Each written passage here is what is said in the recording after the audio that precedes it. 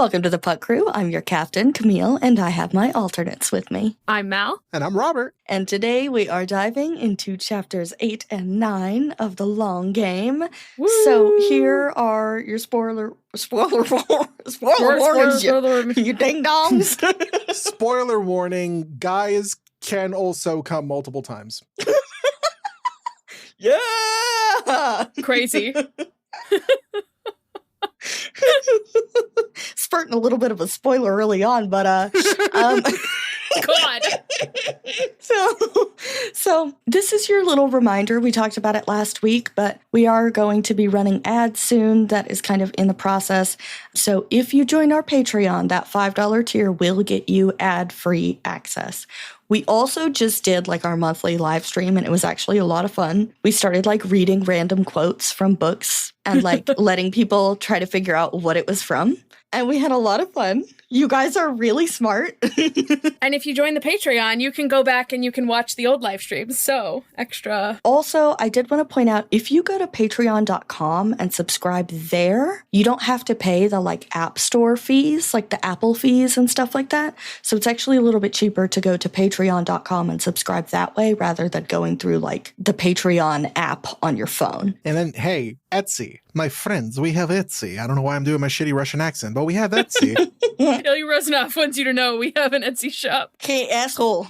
Hey, asshole. We have more stickers coming soon, but right now we have our usual Pit and Putt Crew stickers. We have our yuck, yuck, yuck, ew, yuck sticker. We have our this is not situationship behavior sticker. We also have our 2 bumper stickers in search of, oh, do I remember these off the top of my head? 6'3" bisexual Russian hockey player? Oh, nice. I remember wearing that number one. 81. Do I remember the Shane Hollander one off the top of my head? No, I don't. It's a short hockey player with beautiful freckles wearing number 24. I will also say, because the next order of stickers has shipped, so we should have these on sale by the time you hear this episode. And if we don't, keep an eye out. It will be very soon. We're really excited about this one. We've got a couple new stickers coming, but the one I want to tell you guys about is it's a little yellow round sticker. It's going to be like 2 inches in diameter, and it says, "I just hope Hudson Williams has a great day." And that sticker, 50% of the proceeds are going to be going to the National Coalition of Canadians Against Anti-Asian Racism, because stop Asian hate. And also, we're just really sick and tired of seeing all the awful stuff that people have to say about Hudson, because he's a delight. So if you want to support that, that's going to be on our Etsy shop, and you can buy one of those. And they're really cute. Yay! They got little sunflowers and sparkles on them. Yeah, they're cute. So, Any more housekeeping? just a little gabbing before we get in. Yeah, because it's been a minute since we recorded. This is the first time in a long time that the previous episode has come out before we're recording the next one. So we did have some feedback about the phrase point of toast. So far, one person has said that that's a very common phrase, and everyone else has been like, no, I've never heard of that. So There are dozens of us. Dozens! So there are ones of us. Ones! Yeah.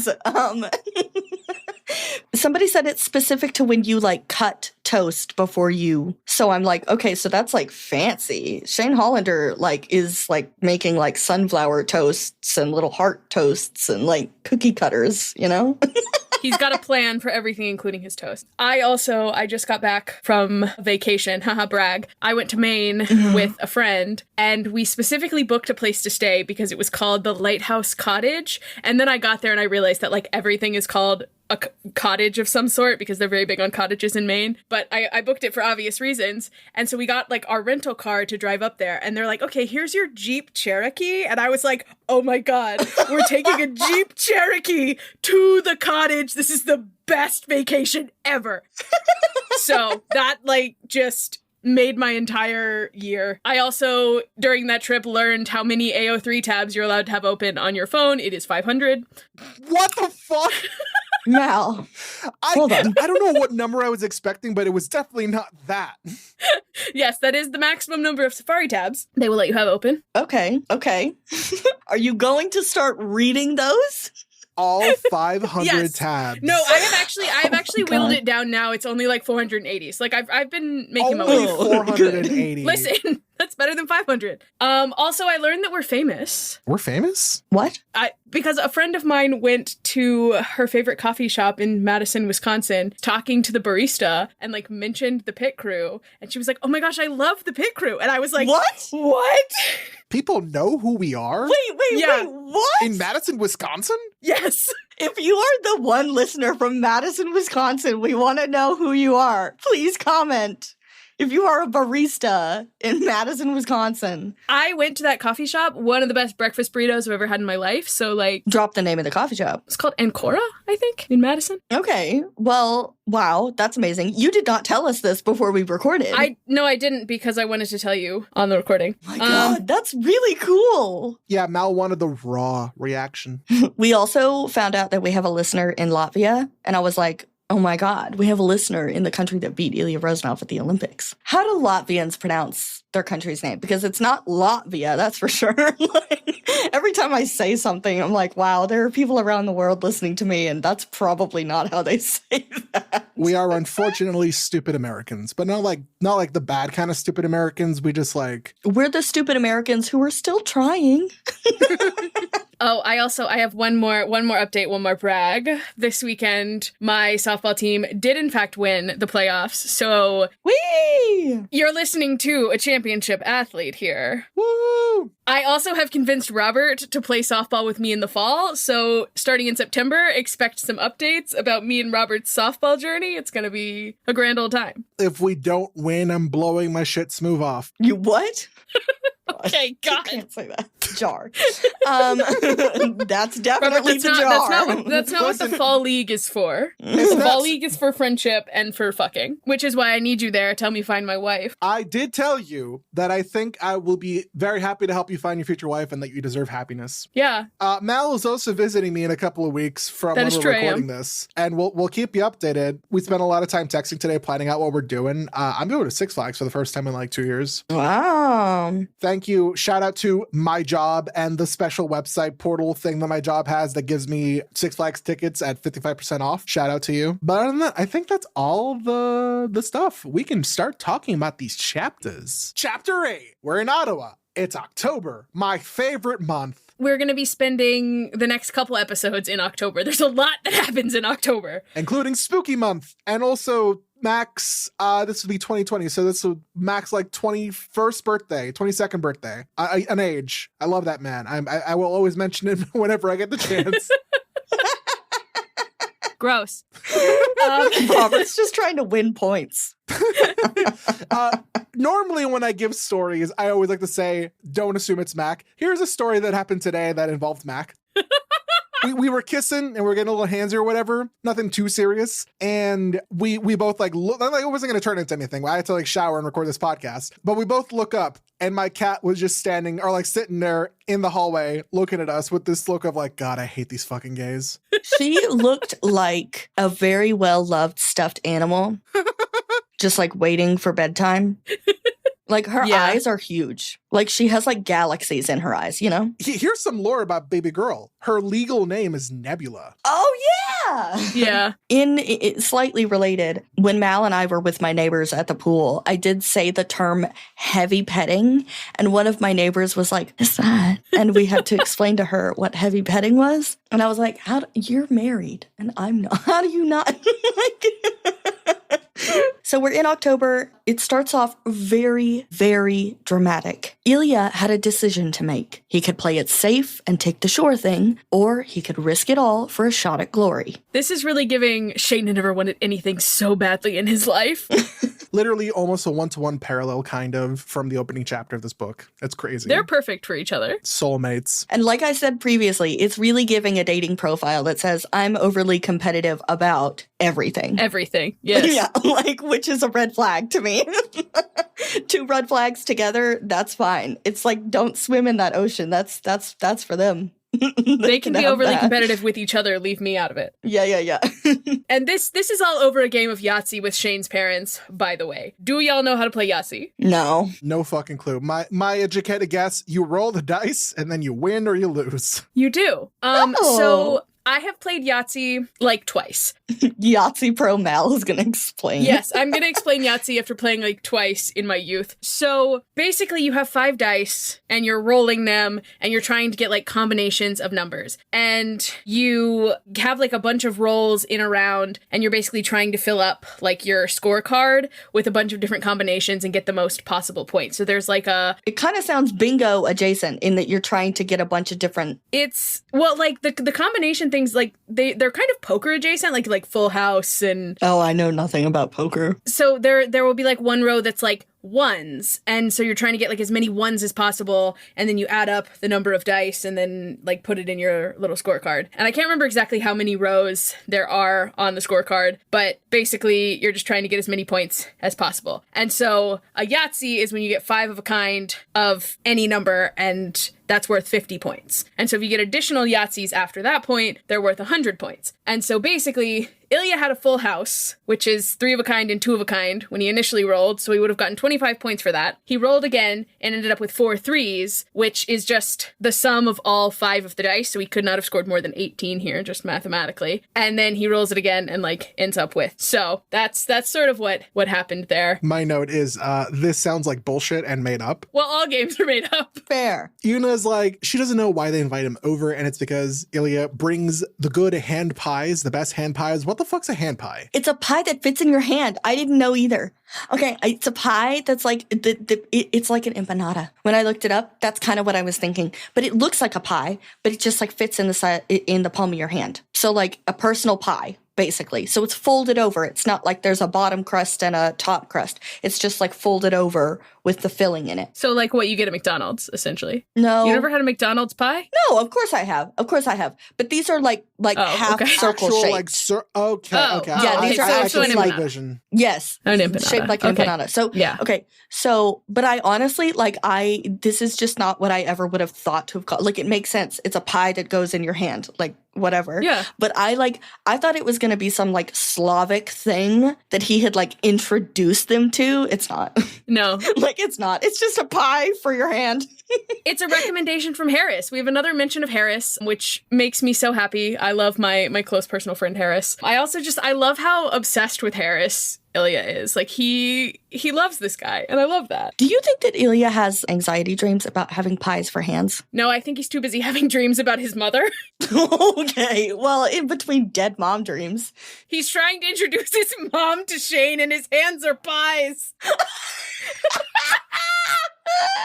I was thinking more like it's the Stanley Cup final and his hands are pies.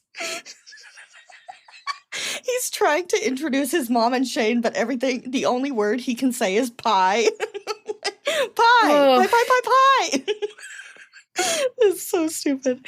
So David is like, yeah, that's fair. Like, he's got a point. I do like the hand pies.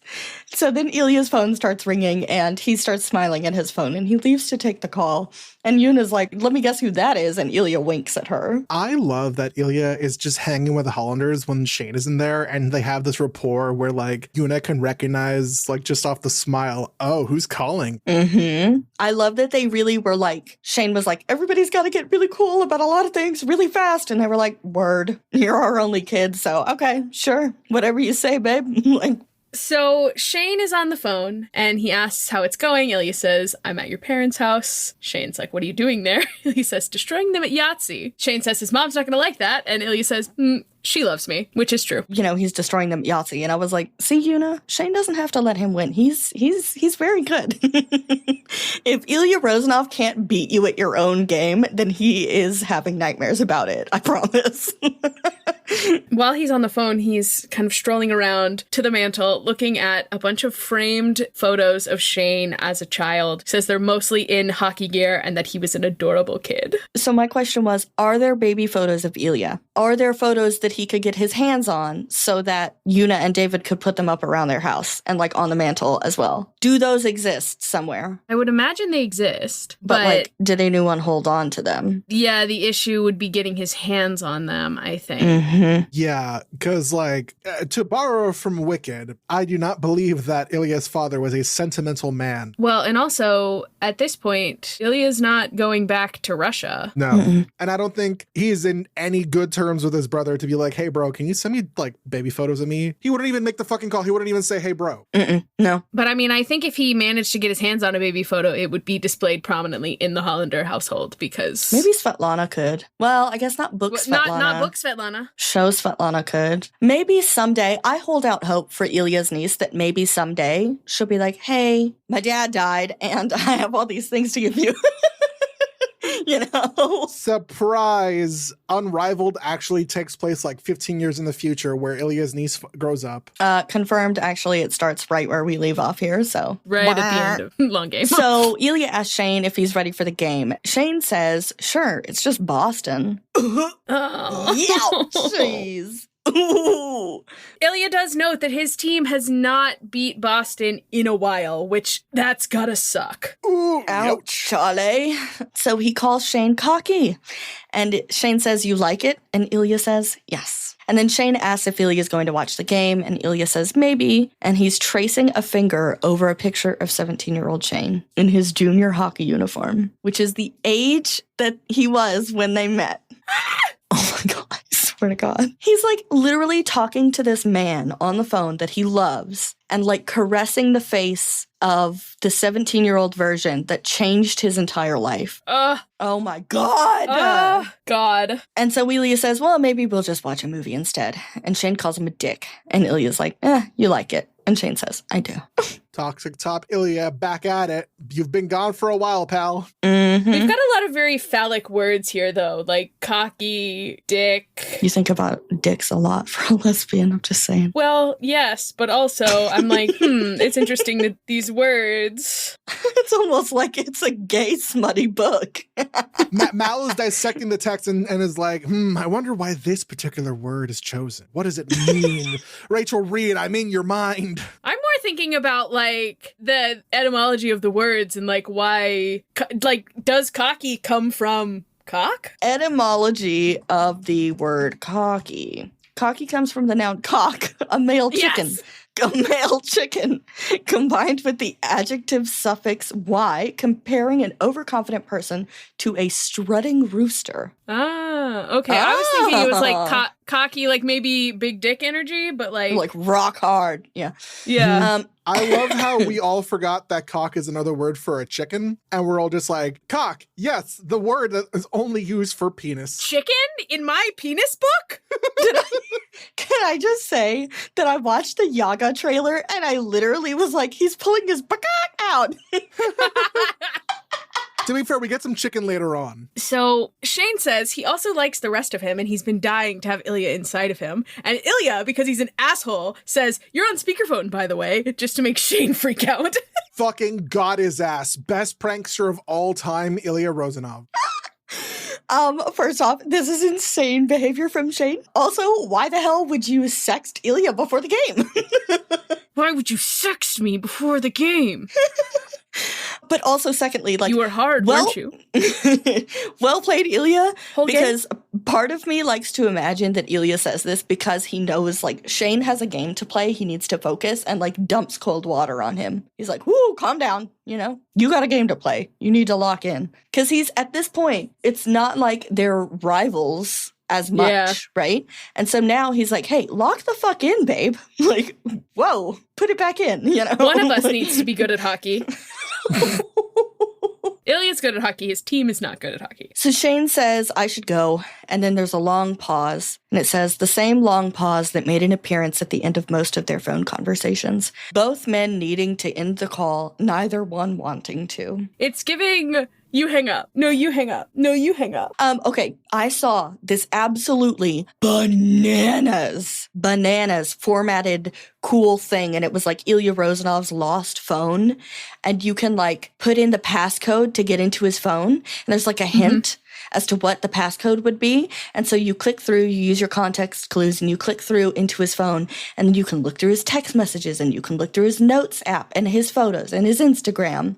It's amazing. I can't imagine how long it took. But I was noticing as I was like poking around the phone app in the phone is that his phone calls with Shane, like the detail that went into this, the phone calls with Shane are always much longer than like anybody else, which I thought was adorable. Yeah. Oh, so good. Well, because who else is he calling for pleasure? No one. Well, I wasn't thinking about it in a sexy way. I was kind of more thinking about like maybe they're grocery shopping. I wasn't even talking about it in a sexy way. I was just pleasure like, isn't yeah. like Instead of business. who else is he talking to? Like, yeah. So Ilya finally tells Shane, good luck and don't embarrass yourself too much. And he asks Shane to call him later and hits him with a ya lublu tabya, which we know is just, you know, a different way of saying I love you. It's I love you versus it's you I love, which is ya tabya lublu. And Shane says, ya vizegda budu tabya lubit, which means I will always love you. And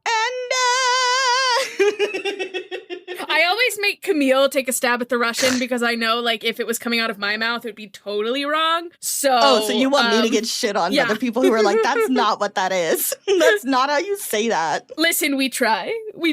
Ilya calls him a show-off because, hey, my boyfriend learned Russian and all the I'm reminded of like, oh, I'll show you how to say, you know, a bunch of words in Russian that I want you to say. And Shane took it upon himself to like learn all the things he wanted to say. But then Ilya head back to the kitchen, shaking his head at how gross he and Shane had become. Yeah, guys, imagine being in domestic bliss with your partner of 3+ years. Oh, imagine having feelings. Ew, embarrassing, gross. Imagine Shane Hollander's guard being down so much around you that he is vulnerable enough to speak in a language he's not totally comfortable with because he knows that if you do make fun of him, you're not doing it maliciously. And he feels comfortable practicing that language with you and also saying very vulnerable things like, I will always love you. Unfortunately, that's just like always where my mind's gonna go. I know you already made that joke, Camille, but... So they're watching the game, and Una says that Shane looks good tonight. And then it says, Ilya murmured his agreement from his end of the couch. Shane looked good every night. He was a great player on a great team. Ilya was a great player on a terrible team, and he felt less great with each passing week. Shane Hollander looking good, taking formula well. Looking good, making goals well. Looking good, drinking Gatorade well. I was thinking about how there's so much jealousy in this book, and that I think it's a really interesting moment here where Ilya could be jealous, but instead of being jealous, he's proud. Like it doesn't bubble up in him like a nasty feeling. It's more of a disappointment to me feeling. Like I feel disappointed in myself, which as, you know, the resident diagnosed with depression person, I will say, the way you get diagnosed is you go to your provider and they have this test that they give you called the PHQ-9, and you go through it and it's got a bunch of different questions. And the answers are none of the days, some of the days, half of the days, most of the days, or all of the days. And I will never forget that one of those questions is, how often do you feel, in the past 2 weeks, how often did you feel like a disappointment to yourself or others? None of the days, some of the days, half of the days, most of the days, all of the days. And that was the one that I was like, all of the days. So like, I kind of think of Ilya in terms of that PHQ-9, right? Going through and just being like, how would he score this if he was being honest? And so I was thinking about how, like, here, it's not that he's jealous of Shane. And he very easily could be. Right here, he's disappointed in himself instead. It's almost like I'm not living up to Shane Hollander. I'm not living up to being Shane Hollander's partner because of my situation. And I also think that it's really important to point out that their jealousy is never of each other. They're never jealous of each other. It's just the people in their own worlds, right? So Ilya is jealous of men that get to flirt with Shane and not be scared. And Shane is jealous of anyone who gets anyone who gets to be queer around Ilya. Like, they're both jealous of the queer people in each other's lives. And they're also very much like us against the world. And it's really like a hell of their own making, you know? Yeah. I just, like, they're so fascinating. Yeah, it's interesting because you think about, like, again, they could very easily just be jealous of each other for whatever reason, but that's not the case. Yeah, there's never, like, a resentment that hockey is still going well for Shane. Like, Ilya never seems to be jealous that Shane has better hockey. Like, obviously he wants, like, a good team for himself, but he doesn't, like, want to take that from Shane. Like, he's very happy and proud of Shane and is glad that he's getting to play good hockey. He just, like, wants to also be able to play. And I think that, like, for the sake of not spoiling Robert, we won't discuss in detail, but it will become a bit of a conflict. There are certain scenarios where just the way they speak about it, but it's like, but if you understood that, you know, because Shane's going to say some things, Ilya will say some things, or Shane will think that Ilya is going to say some things, and Ilya won't say those things because Ilya's not saying a lot of things. So David asks if it's weird to watch Boston play, and Ilya's like, well, it was at first, but, like, the roster has changed so much in the past 2 years that, like, it isn't anymore because, like, he doesn't really recognize the team, which is so real. I hate when, like, everything shakes up and then you look at your team and you're like, oh, man. Like, I would imagine you have a star like Ilya Rozanov. You're building your roster around him and people who play well with him. He leaves and you're having to shake things up and adjust. And so I think he really threw Boston for a loop, I think. Mm-hmm. And I love that Ilya specifically says, I have a better team now. Well, better for me. The team is bad. I like better for me, though. Yeah. I like that you can tell he really likes the people. And also, like, he's talked more about the people on his team now than he ever did Boston. And we're barely into this book. Oh boy. Una asks him if he regrets leaving, and he says, never. It was mostly the truth. He might have led Boston to another Stanley Cup if he'd played for them last season. They'd gotten close, even without him. But being in Canada, near Montreal, made it easier to be with Shane. Ilya could build a life here, in Shane's hometown of Ottawa. Eventually, he could become a Canadian citizen, and retire, and start a new adventure with Shane. Shane. Like, it's all about Shane, and I'm like, I love that you love Shane, but Ilya, baby, you've got to get your own life. Like, you have to have things outside of Shane. Yeah, I was thinking Shane's hometown, Shane's home country, start an adventure with Shane. Like, you have to build your own life. You have to invest in relationships outside of Shane. Because also, and, like, not to be too morbid, but, like, this advice goes for everybody, right? Because what if something does happen, or you're in a fight with this person and you do need to confide in someone? I will say the hardest thing about when I have a really bad day at work is that I don't really tell people in my personal life a lot about work. So then I'm like, I really need to vent about my day, but then I'm like, none of this is going to make any sense to them contextually because they have no idea. And so you need to have people who know what's going on in your life, even if it's just chatting and gossiping about, like, nothing, because that nothing might be important later on. And then you won't have to spend 2 hours explaining something before you can tell them what you really want to tell them. And then also, I just, like, a depression brain. Like, you definitely cling on to, like, I found someone who loves me and I focus all of my attention there on that person because I'm like, ooh, I caught one, you know? And then you put so much into it and then it's gone and you're like, what else do I have? I don't. And it's also more of that, like, self-sacrificing that Ilya does because he's just trying to make himself worthy of Shane. And so he's, like, turned Shane into his entire life. And it's like,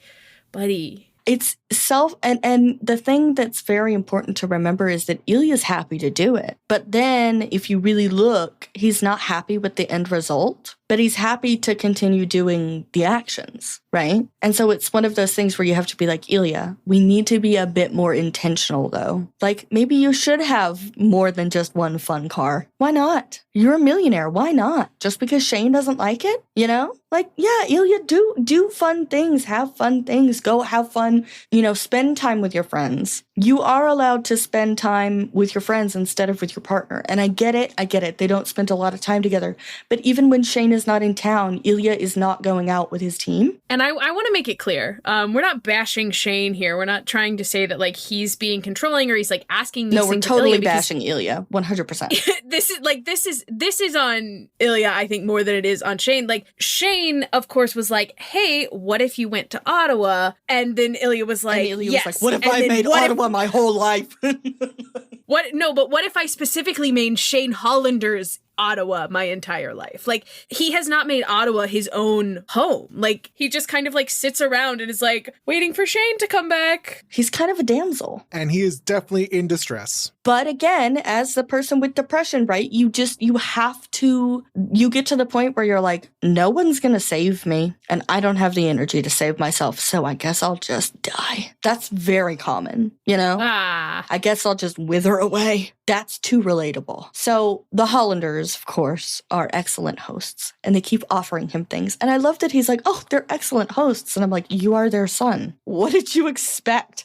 That's what parents do. They go, do you want to eat this?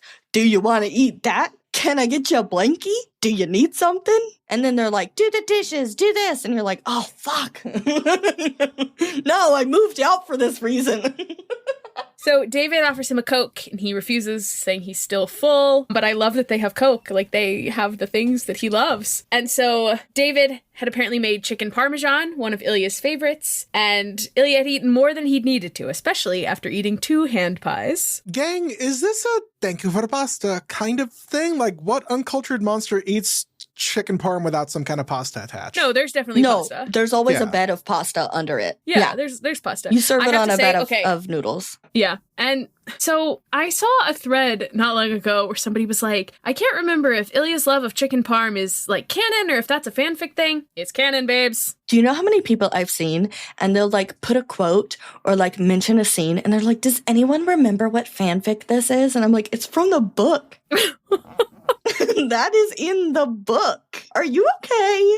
Like, I beg of you all, I'm so glad you're here rereading these books with us so that you can remember what is actually real and what isn't before we go into season 2. I mean, now that Mal is going to go ahead and read 480 fanfics, will they also remember what is and isn't real? We have to get like a bonk I'll try to hit Mal with. But also, I feel like there's also, I think, a level of fanfic reading where you just, like, become okay with anything, kind of. And I feel like that's where I'm at. Like, I no longer look at something and go, that's out of character. They'd never do that. I'm just kind of like, wee! Somebody commented, oh my God, please claim it. If it was you, I'm so sorry I can't easily look up who it was right now. On Patreon, they recommended a fic to us. It's a body swap fic. Ilya and Rose swap bodies. Oh, it's so good. This is the most amazing fic I've ever read. It's called Muscle Memory. It's by Silly Teehee. It's still a work in progress. And Emily from Believe in Anything Pod texted me the other night. She hasn't even started reading it, but she followed it because I told her to. And then she texted me the other night and she was like, hey, a new chapter of your fic is out. And I was like, ah! And I immediately texted Mel and I was like, Mel, there's a new chapter. And then we were on the phone while we read it. So that was fun. So back to the book. Yuna offers ice cream and Ilya says, no, thank you. Then asks what kind. It's cookies and cream, which he says is impossible to resist. I'm loving this representation for the girlies who always have room for a little treat. It's definitely something that like my dad would say. Like there's 2 different stomachs. There's the stomach for food and there's the stomach for dessert. But cookies and cream, like that does slap. It's a fantastic ice cream. Cookie dough, no thank you. I don't like that the chocolate is like painful on my teeth. I don't like cold chocolate. It hurts my teeth. It's bad. Cookies and cream, abso-fucking-lutely every time. The best ice cream flavor, Ben & Jerry's. Peanut butter half-baked. Oh, it's like peanut butter cookie dough and also brownie pieces and it's so good. It's so good. So a few minutes later, Ilya is tucked under a blanket on the couch, eating ice cream out of a little bowl. He felt like a child, and he kind of loved it. I need this in season 2. This is like one of my top 5 things I need to see in season 2. I have a perfect image in my head. Like a little like ramekin, you know? Like it's not actually an ice cream bowl. It's like a little ramekin with ice cream in it because it was the clean dish, you know? Yeah. And also like you're tricking yourself into being like, I'll just have a little. And then you like pile a shit just load a little treat. But also, I need to know, did you guys imagine this with, like, the blanket over his head or no? Oh, like, yeah. Ilya? Yes, or over the shoulders? Ilya. Okay. Absolutely, babushka. Here's the thing is that there are a lot of things I visualize in these 2 chapters. This is not really one of them. You were visualizing the sex, weren't you? No, not even that. I mean, I have opinions about the sex later. It's not even sex. It's phone sex, whatever. Dick But like, slaps himself and that. oh, I have opinions on that. Oh, God. So Shane is getting ready for a face-off on TV. Yuna says his hair is too long, and Ilya says it's perfect. I saw someone online making a very good point. Like, the hair is like this really important symbolization of Shane's journey of like self-expression in this book. And I was thinking about how like, yeah, like this is the first like quote unquote out of control thing about him is his hair. His mom is like, oh, he needs a haircut. And Ilya's like, no, it's perfect. And it, like, does he need a haircut? Maybe, but he's vibing and he's trying to figure out what he likes. We see his insecurity throughout the book of being like, should I cut my hair? Did I look better this way? Blah, blah, blah.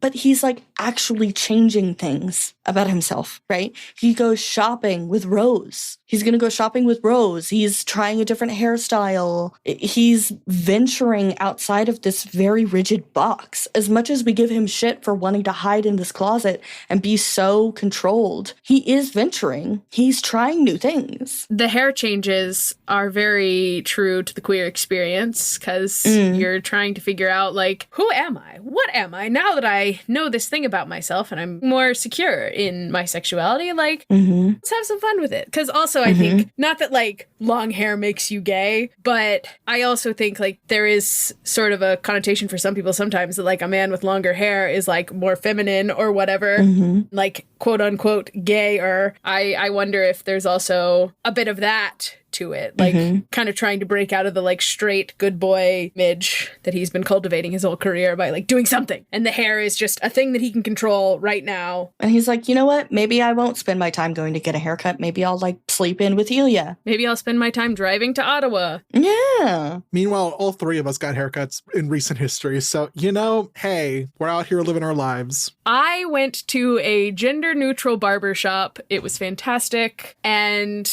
everyone there seemed to be some flavor of queer, and I was like, fantastic, this is great.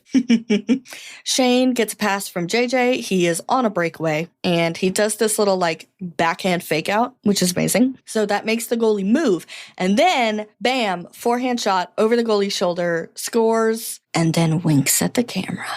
Which, and Ilya's like, that was for me. This motherfucker stole my move. Before we get into how cute this whole thing is, I do have to say, I'm having trouble imagining him winking at a camera because I'm like, where? Like, which camera? Is it a drone camera? Like, what? I'm confused. He just has to notice a camera, and then he winks at it, and then whoever the camera operator is and whoever like the main control hub person is like, oh, that'd be a great shot for just after this goal. Switch to this camera point of view. Yes, but I'm thinking, like, those cameras aren't necessarily very close. Like, there's one that's, like, in the goal, like, in the net. There's a camera that faces down. Like, there's one that faces directly down at the goalie. There's a camera in the net that's, like, motion detected, I think. But, like, I'm like, how close was the camera? Like, they've got some really good, like, modern, you know, like, in the past season, there's some great camera shots, like, on the ice. But I'm like, so is that what we're imagining? Like, I don't know. I don't know. I would imagine that, like, you play for enough time, you learn where the cameras are and, like... Oh, yeah, sure. Which one you'd be able to wink at, and I don't know. And so Ilya jumps off of the couch. The blanket that's wrapped around him falls to the floor. He's waving his hand at the television, holding his ice cream protectively to his chest. He's like, oh no, my baby, he can't see that. And he goes, that's my move. He did my move. And then he says, when did you learn that? I didn't teach him. And Yuna says, you know Shane. He studied it, learned it, and I would say perfected it. Biggest roast of October 2020. Listen, she said, I'm still a hockey mom, and that is still my son. She's like, Ilya, I love you. I love you. You're my favorite son. Shane did it better. And so Ilya says that move is called the Rozanov. He cannot do it. And David says, he just did. And Ilya, I love this interaction. I think about this all the time. He drops onto the couch and he says, is bullshit. And Yuna says, you should be honored. It's a show of respect. And Ilya says, it's a show of being a thief.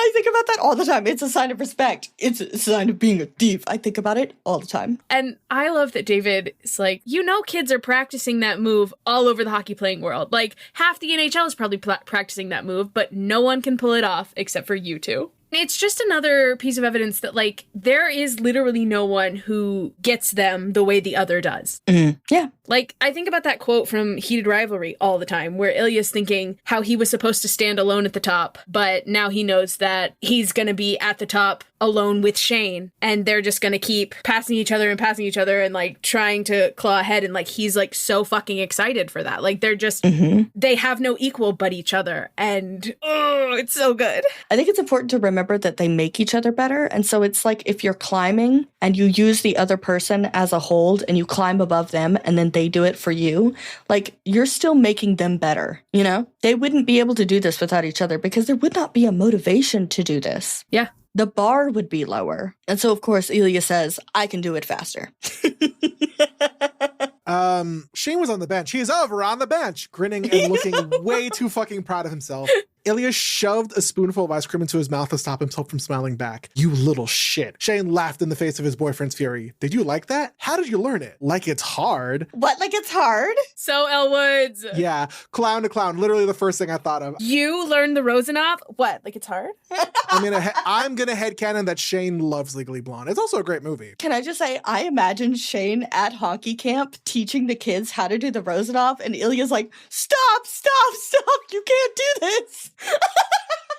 I love that specifically. It's like it's hard, Shane said dismissively, as if he hadn't practiced it in secret for hours, visualizing this moment, hoping for this exact expression on Ilya's face. He literally is like, I'm gonna learn this move specifically for my boyfriend because I just like really need to see that reaction. And like the way that Ilya's pretending that he's all pissed off, but also like he's never been more turned on in his entire life. Like, I know what you are, Ilya Rozanov. So on Shane's phone, Ilya is scowling, but his eyes are glinting with the mixture of anger and desire that always made Shane's knees weak. I gotta say, I'm a little upset that he did not save this move for a game where he was playing against Ilya, so he could have gotten absolutely railed about it after. Do you think he would have been able to have pulled it off during a game with Ilya? Maybe not, but I still think Shane would have been able to pull it off. And if anything, I think Ilya's freak out on the ice would be a little funnier than Ilya's freak out in front of Shane's parents. Maybe the problem is Shane doesn't think he can do it against the goalie powerhouse that is Wyatt motherfucking Hayes. So during this scene, it's also like, were you trying to make me angry? Ilya's voice was low and dangerous and it made Shane shiver. Did it work? And like Ilya takes off his shirt. I don't know what it was about the previous descriptions of the tattoos, but I couldn't really picture in my mind where Ilya's tattoos are. But left pec and left shoulder is fucking wild, and I hope that in Unrivaled he gets a tattoo on his right side so he evens out. It's just it's a big heart with an arrow through and it says Shane, just like the mom tattoos. He gets a big, like, 24 on his face. And then he gets 4 teardrop tattoos. And he's like, these are all the men I've killed for him. And there's one's like, you've never killed a man. And he's like, yes, I have. In here.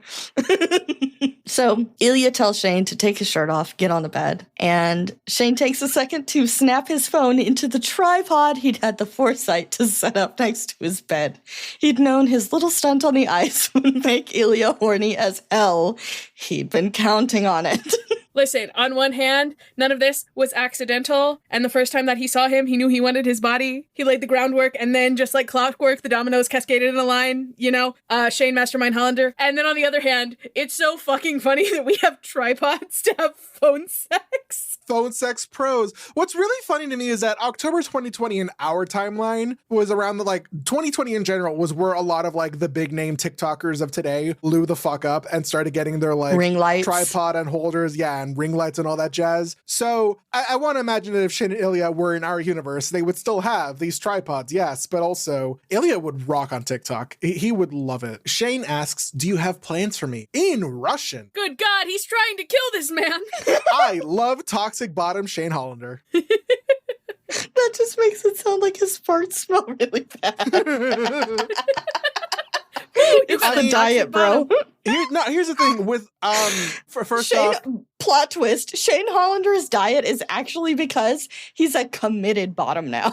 Yeah. Hell yeah. That may Shout actually out. be part of it.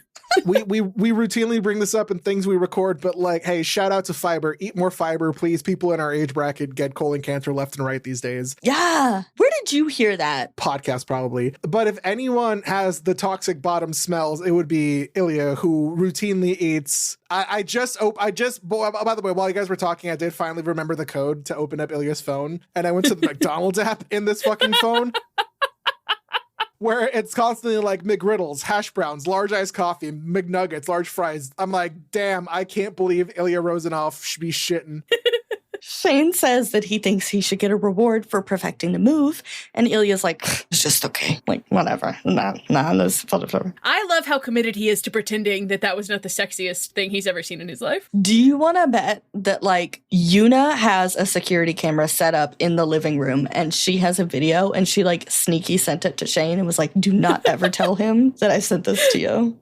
You cannot let him know that you saw this. Of course, Ilya has his own tripod, sets it up. He's shirtless in his boxers, and Shane says that he really hopes that that's not what Ilya wore to his parents. Ilya says that he dressed up and was a respectable boyfriend, and Shane says he doesn't have to do that because his parents love Ilya. But also, you show up to the in-laws' house in your boxers, that's gonna be a little... They're gonna be like, no, I think... For Yuta and David, they're going to be like, are you sick? What do you need? Do you need soup? Here, let's get you a blanket. Ilya's smile looks soft, amongst other things, and helpless. I know, they made me chicken parmesan, and there was ice cream. Sounds healthy and well-balanced. Ilya shook his head. What is the point of life if you are not eating chicken parmesan and ice cream? Thank you, Ilya. I know that Ilya works out a fuck ton because he's a hockey player, and as a result does need a fuck ton of calories, but I'm like, damn, this boy can eat. Shane Hollander's butt. Anyway, I can think of some good things, Shane said as he gently caressed himself through his underwear, besides food. High interval training? Ilya asked dryly. Shut up. I'm trying to be sexy. Oh, okay. I was not sure. I love it because in my head, I'm like, no, okay. I was not sure. Oh, okay. Okay. Ilya constantly bringing up, like, working out in the bedroom. They are so jock for jock. It's ridiculous. I think that people expect Shane and Ilya to be, like, super intelligent and clued in because they're queer characters.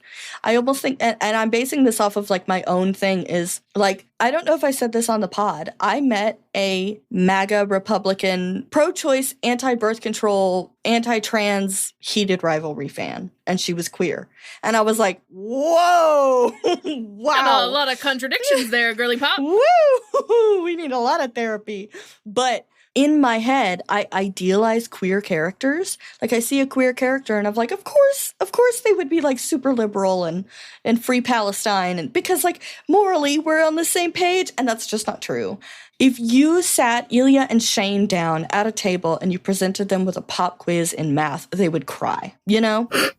They didn't go to college. Like, they're not brainiacs, you know? Like, they're jocks. They're jocks. And also, I just want to say, queer people can be stupid. That's okay. Look at the three of us. Yeah, that's true. Hey, I'm actually very intelligent. I think we're all actually very intelligent. I'm thinking of actually genuinely stupid queer people, and I would love for our listeners to list the best example of a stupid queer person they could think of. Jojo Ziwa. Well, and I also, like, I don't think Shane and Ilya would be, like, hateful in their beliefs. I mean... No. I'm just saying, don't idealize them. They are pretty stupid. Yeah, I think they are likely not very plugged in on the issues. Like, I think a lot of times with, Correct. like, people get so mad at celebrities for not, like, speaking out on every issue. Like, I don't think Shane and Ilya would have any idea about any of the issues because they're too focused on playing hockey. Like, yeah. Because they're And, dumb like, jocks. I am fully open to the fact that, like, Shane and Ilya, if they were real, would probably disappoint me. Shane and Ilya disappoint me in the fucking book. I haven't read Unrivaled yet, of course, but I will say Shane and Ilya have not spoken about the NHL's lack of a domestic abuse policy. Like, you know, like they're doing what they can, but also one human cannot do everything. They cannot speak about and do everything feasibly and also protect their mental health. And also, like, that's just like the world we live in is that you know about every problem everywhere, and we were not built for that. God, it fucking sucks. It's awful. We as people try to speak about as many of them as we can, but also, like, you just have to admit that, like, there are going to be people who are super uneducated about things that are important to you. And you have to know that that's not always malicious. Anyway, back to the sex. Woo! So Ilya asked what the plan is because if Shane wants a reward, he's going to have to tell Ilya what to do. And Shane is super embarrassed So he's like, I don't know, touch yourself? And Ilya puts a finger on his nose, and I heard Mal in my head go, like this? I also just love, this is like, I posted this meme in the notes. It's like, Ilya, what do you want me to do? Shane. And it's just that like little meme of Plankton from SpongeBob. I don't know. I didn't think I'd get this far. So we get another "Why are you like this?" from Shane, which he also said this in my dinner with Hayden. Once again, giving Heartstopper. I did finally watch that movie. I have thoughts, but I'll spare you all. Bonus episode, maybe? Maybe. $10 tier will get to vote on it. Ilya says he's like this because it's fun. So real. I love the way that he is just constantly being difficult. Like, he's like, my move got stolen. You're coming for my brand. Like, I have to be an asshole about it. Mm-hmm. And then Shane says, you know what? Fuck this. Take your dick out and get yourself hard while I watch. And Ilya goes quiet and is just like staring at the phone. And he goes, yes, okay.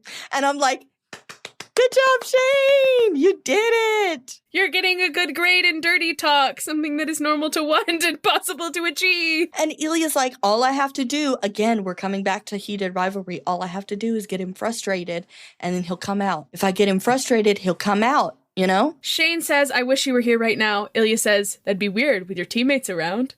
And Shane says, then I wish I was at your house right now. Stop being difficult. I read it as, then I wish I was at your house right now. Stop being difficult. Ilya says he wants to touch him and he misses him. I always miss you. Shane's throat felt tight, which was a ridiculous sensation to experience while watching your boyfriend jerk off. He swallowed hard and said, you look hot. And Ilya replies, probably. Shane's lip curved up and he added, for a guy who just had his move stolen, God, he ass again. That made Ilya laugh and smile so wide his eyes crinkled. Shane laughed too and tried not to be terrified by how much he felt for this man. They're still very scared. I was thinking about the, but also like terrified, yes, from heated rivalry. Is they're in their happiest moments, they're both still so scared. I gotta say, realizing things about myself in recent history, it's like I'm recontextualizing what I find attractive. But I think something that does clearly pass the line for me where I'm like, yeah, no, this is hot, is a man or somebody with like laugh lines, like crinkle lines that form really easily when they laugh. I'm like, oh, you're a happy-go-lucky, laughing, smiling person. I want to be around you. Did I ever say this on the pod? Is that anytime I like close my eyes and I'll be like, what color are my eyes? People are like, they're brown. And I'm like, they're blue, you motherfucker. And it's actually, I think what I've discovered is that the way that my eyes are, I laugh and I smile a lot. And I think that it's genuinely just that people can't see the color of my eyes because I'm laughing and smiling so much. But I have depression. So there's a lot of back and forth of like, I want to watch you. I want to see you come. And so Ilya says, put your glasses on then. And Shane says, so I can see better or because you're hot for my glasses? And Ilya says, Both. He can't see without his glasses. And Shane does a little, he calls it a nerdy reverse striptease where he like pulls the glasses out slowly and like opens the case seductively and puts them on. And like, you know what? I With love Hudson this. Williams in mind, absolutely. I see it. Oh my God, yeah. Woo! Shane starts to tell Ilya about how hot he is and how much he likes how big he is and how he loves being... I talked about this when we talked about heated rivalry in season 1, how much he loves being swallowed up by him when they're together, even though he likes to make jokes about Shane being short. And I really love this moment because I want to talk about how this is a moment where Shane learns to be a better partner. This is kind of active communication in that Shane says something about how hot Ilya is and Ilya's like, tell me about that. You know, it's like therapy, like, how do you feel about that? And Shane's like you don't already know. And Ilya's like, yes, but it's still nice to hear you say it. And so Shane learns, yes, it's nice to think these things. Sure, Ilya knows that I think these things about him, but it is nice for me to say those things out loud. And so he learns to say these things out loud. Like, you still have to tell your partner that they're beautiful. Ilya tells Shane to touch himself and then asks if Shane was waiting for him to tell him to do that. And Shane's like, no, I was just trying to see how long I could wait. Meanwhile, in the last book, Ilya's like, I bet I can make you come in 2 minutes. And he's like, haha, I made you come in 2 minutes. Lamau. I didn't even touch you, bitch. So I think it's definitely a mix of both, but I also wonder if Shane and Ilya have thought about whether or not they should pay for Amazon Prime. Since like Ilya's like, instant gratification, I need it here now. And Shane's like, you can wait for it. It'll make it more fun. It's okay if it comes in 2 days. Who cares? And he's like, no! Oh my God. Yeah, Shane's very into the delayed gratification, but also comes very fast. So interesting. Well, I was thinking about how Shane exerts this intense level of control over himself. And here he's like denying himself so that he can get that pride of knowing that like, oh yeah, I am in control. Like he's so out of control in the aspects of his life that matter. What does that sound like? Shane's never done that before. This is crazy. This is the first time. Yeah. And he desperately needs to be in control of anything he can be in control of, even just a little bit, you know, even just like, I'm going to drive to the concert because I don't want to put my life in your hands, and I'm going to drive safely, Grandma. And I'm going to, you know, and it's like, he's like, I grew my hair out. What else do you want from me?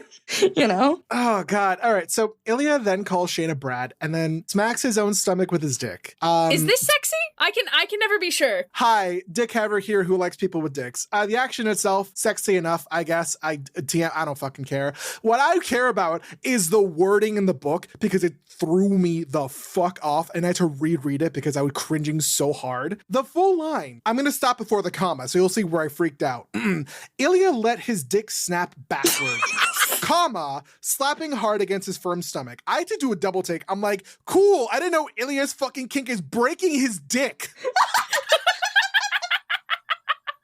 Also, because there's like a lot of mental fortitude you would need. Like I don't know if like you've ever seen the little statistic that's like, oh, your mouth is strong enough to bite off your own finger, but your brain won't let you do it. I'm pretty sure the same rules apply to breaking your dick in half. But yeah, no, that was horror when I read that. I had to double take. I'm like, oh God. So Mal, I hate saying this because there are people who know me in real life and listen to this podcast. So I'm going to try to explain to you why, yes, it is attractive.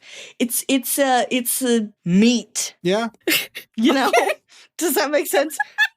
Meat. That's all you need to It's say. a meat thing. Yeah. It's a meat thing. Yeah. Clearly. But it also kind of seems like Shane doesn't find it sexy because he's kind of like, oh, you've got tricks now. And they both like crack up. Like, no, I think he does find it sexy, but I think he's like kind of just like, they're teasy.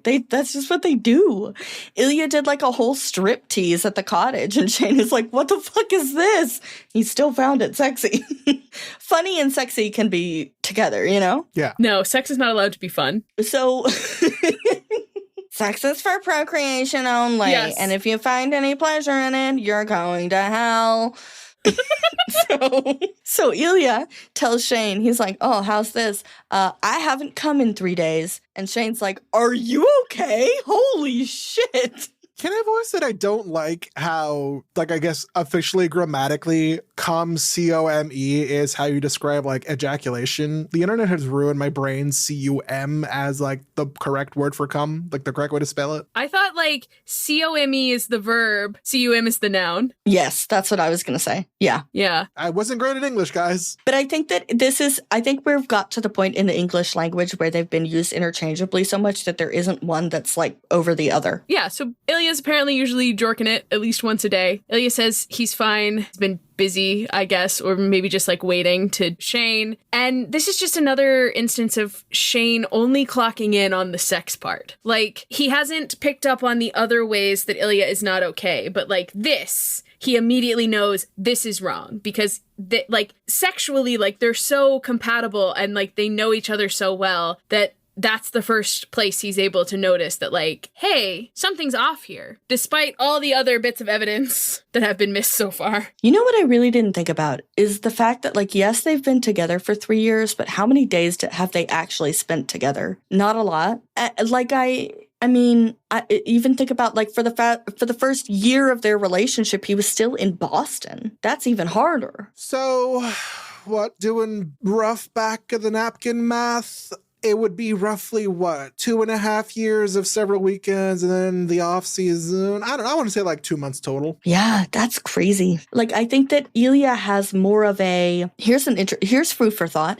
Ilya has more of a conversational relationship with Shane's parents than he does with Shane because he's able to spend more time with Shane's parents than he is with Shane. But at the same time, maybe Ilya needed that. Ilya needed to be someone's son and have parents again more than he needed a romantic partner. And so I'm not mad about that, but I think that he and Shane still have a lot of work to do. Yeah, I mean, I think he needs both. I think he needs both his partner and also partner's family that has sort of become his family. Like, I think they play different roles in his life. Like, there are things that he's not going to tell Shane's parents, but he's going to tell Shane. Maybe if he ever fucking speaks to Shane. Yeah. Or no, he walks up, you and I haven't jerked off in 3 days. And she's like, okay. Have you talked to Shane about that? That is immediately, I know that is what Una would say, is have you talked to Shane about that? Like, she'd be like, okay, boy mom clocking in. Like, I just feel like this is more evidence that the people who say that Shane's special interests are hockey and Ilya's dick, like, really are not joking. Because I feel like if Ilya's hockey performance was suffering, Shane would notice, other than, like, the general, like, Ottawa being bad of it all. But then also, like, when his sexual performance is suffering, Shane's gonna notice. Here's another thought. Do you think he watches as much Ilya game tape now as he used to? Probably not. And also, he probably doesn't focus on Ilya the hockey player as much as he once did. And so he wouldn't really notice if Ilya wasn't playing to caliber, other than the fact that he knows that Ilya's on a subpar team and he's disappointed, because we know that from the last chapter. But I just keep thinking of these funny little like get to know the players. And it's like Shane Hollander, and he's like, my name is Shane Hollander. My special interests are hockey. And then Ilya's like, and it just goes beep and like cuts to the next player. Like, so then Ilya tells Shane to jerk off so they can come together. Shane says, give me a second to catch up. Ilya says, like you need it. And Shane says, like you need it. And then Ilya's like, oh, this is what I sound like? No wonder you're all hot for me. Like, yes, he's doing it with the Russian accent, mocking that. But I'm also trying to remember when mocking SpongeBob became a meme, because I think it was around this time. So I'm just imagining, like you need it. Like you need it. But I want to see Hudson Williams mocking Connor Story's Ilya Rozanov as Shane Hollander. That's what I want to see. So we got a good quote here. Jerking off together like this always felt like a competition, even when it wasn't. This time, Ilya had explicitly stated that he wanted them to come together, but even that sounded like a challenge to Shane. Fortunately, challenges were a huge turn on for him. That smells like a red flag to me. Is that Shane is like totally normal. Ilya's like, let's do this thing together. And Shane's like, oh, a challenge. And I'm like, what wait a minute. Like, he didn't say no. He wants to do this together. He's depressed, Shane, my guy. Shane, be a good partner challenge. Shane is a good partner. No, he is. They're going to kill us, Mallory. Notice your boyfriend's depression in a situation outside of sex challenge, Shane. Anyways, Shane asks if he's close. Ilya says, that was fast. And Shane says, no. I didn't say I was close. And Ilya says he's going to come so hard, and Shane's very glad that they're not pretending like they're not close anymore. He's like, okay, I don't have to pretend. We're good. And so they both finish. Good for them. But wait, there's more. Call right now and you can come again. We'll throw in a second orgasm. Free! Now I'm imagining Ilya Rozanov watching all the infomercials that I watched as a kid and being like, I'm calling the number, I'm buying it right now, like the rainbow sponge thing.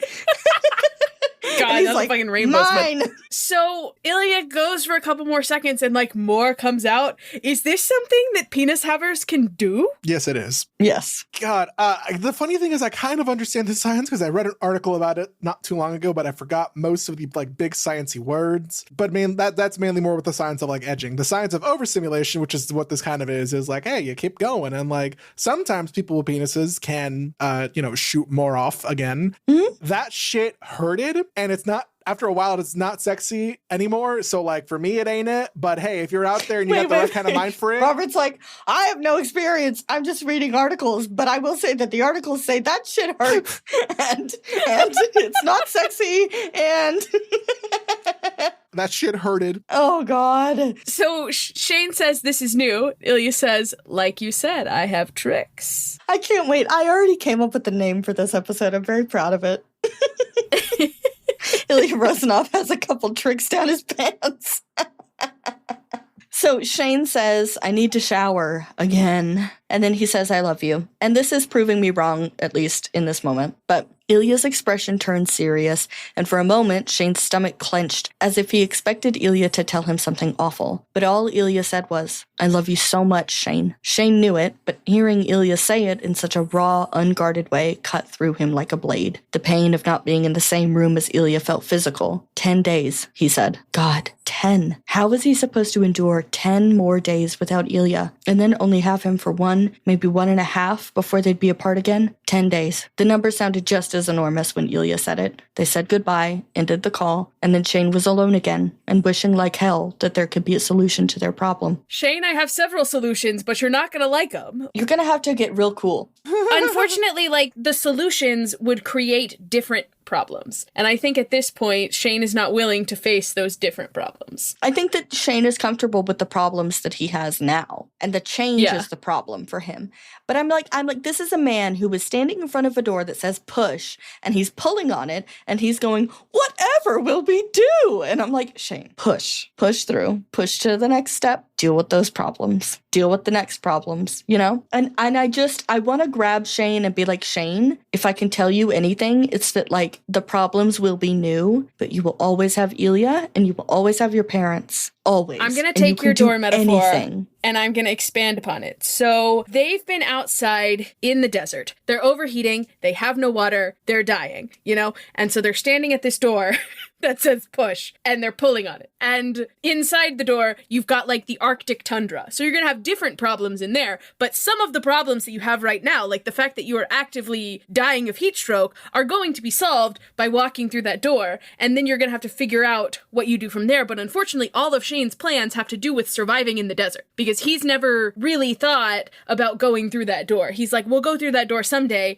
but, like, right now we just need to be, like, so in desert mode. And Ilya is standing next to him, reading that the door says push and that Shane is pulling, and he's not telling Shane, the mistake you're making is this. Ilya is clued in, and he's not telling Shane, hey, Shane, that's not good partnership. You have to say uncomfortable things. This is why friendships and things are so important, is because you have to learn how to navigate relationships, and, like, not to be like, oh, Robert and Mal are my guinea pigs, but, like, in a way, I'm learning how to communicate and be a better person because of the way I speak with you guys, and because of the way I express frustration with you guys, and, like, learn how to talk to you about things that are frustrating me and what I'm upset about, and, like, expressing my disappointments in a way that is, like, loving, right? Like, confrontation doesn't always have to be negative. It can be loving, because I had plans with my neighbors last week, and I had a really bad week. I was sick. I had some really awful personal stuff happen,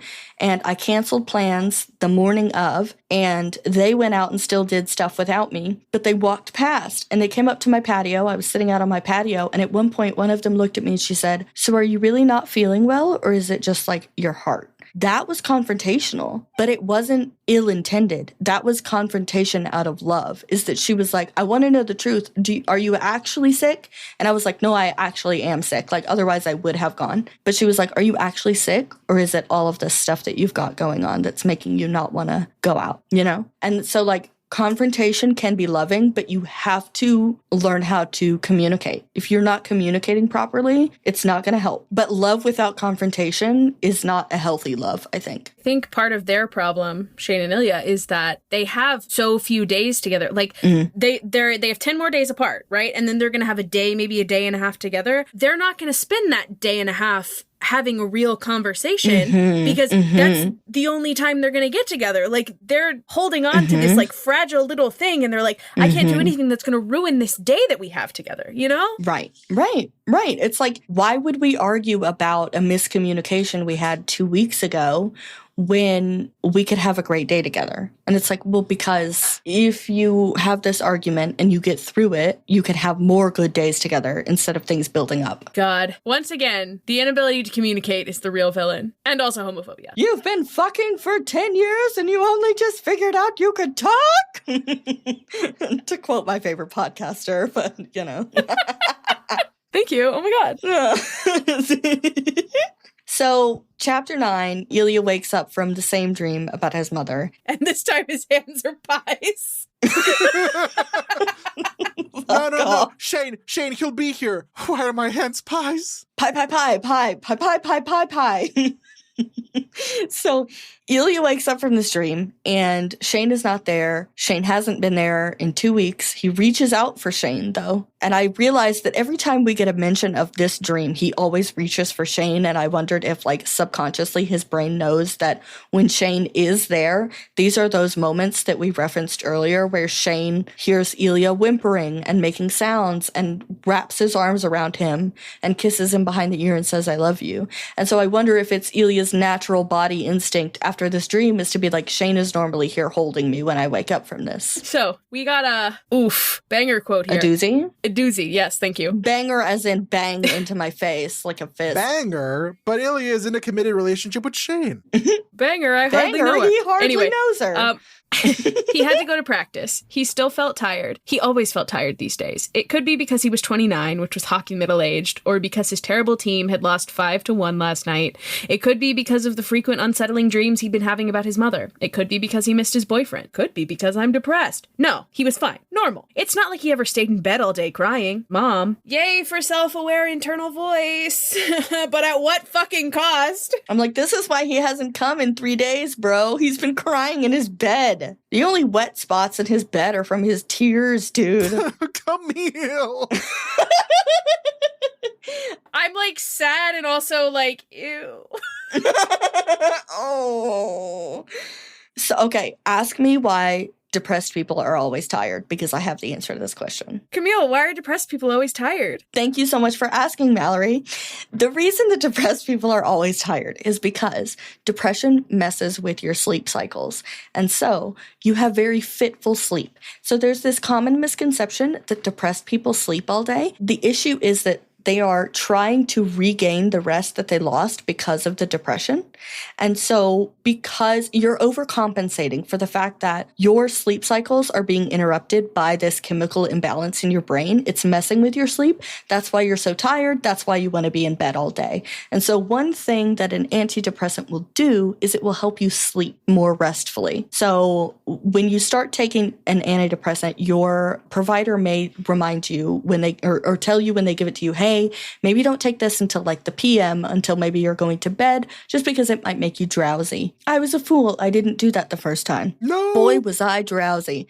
So now I take it at night. And, but it does, it really helps you like actually get restful sleep. And so then you don't always want to spend all day in bed. But that is why depressed people are like categorized as like always being in their beds, you know? Also because 29, you have one foot in the grave. That's also why Ilya's tired. Okay. I just wanted to say as the one person here who's younger than 29. Bitch.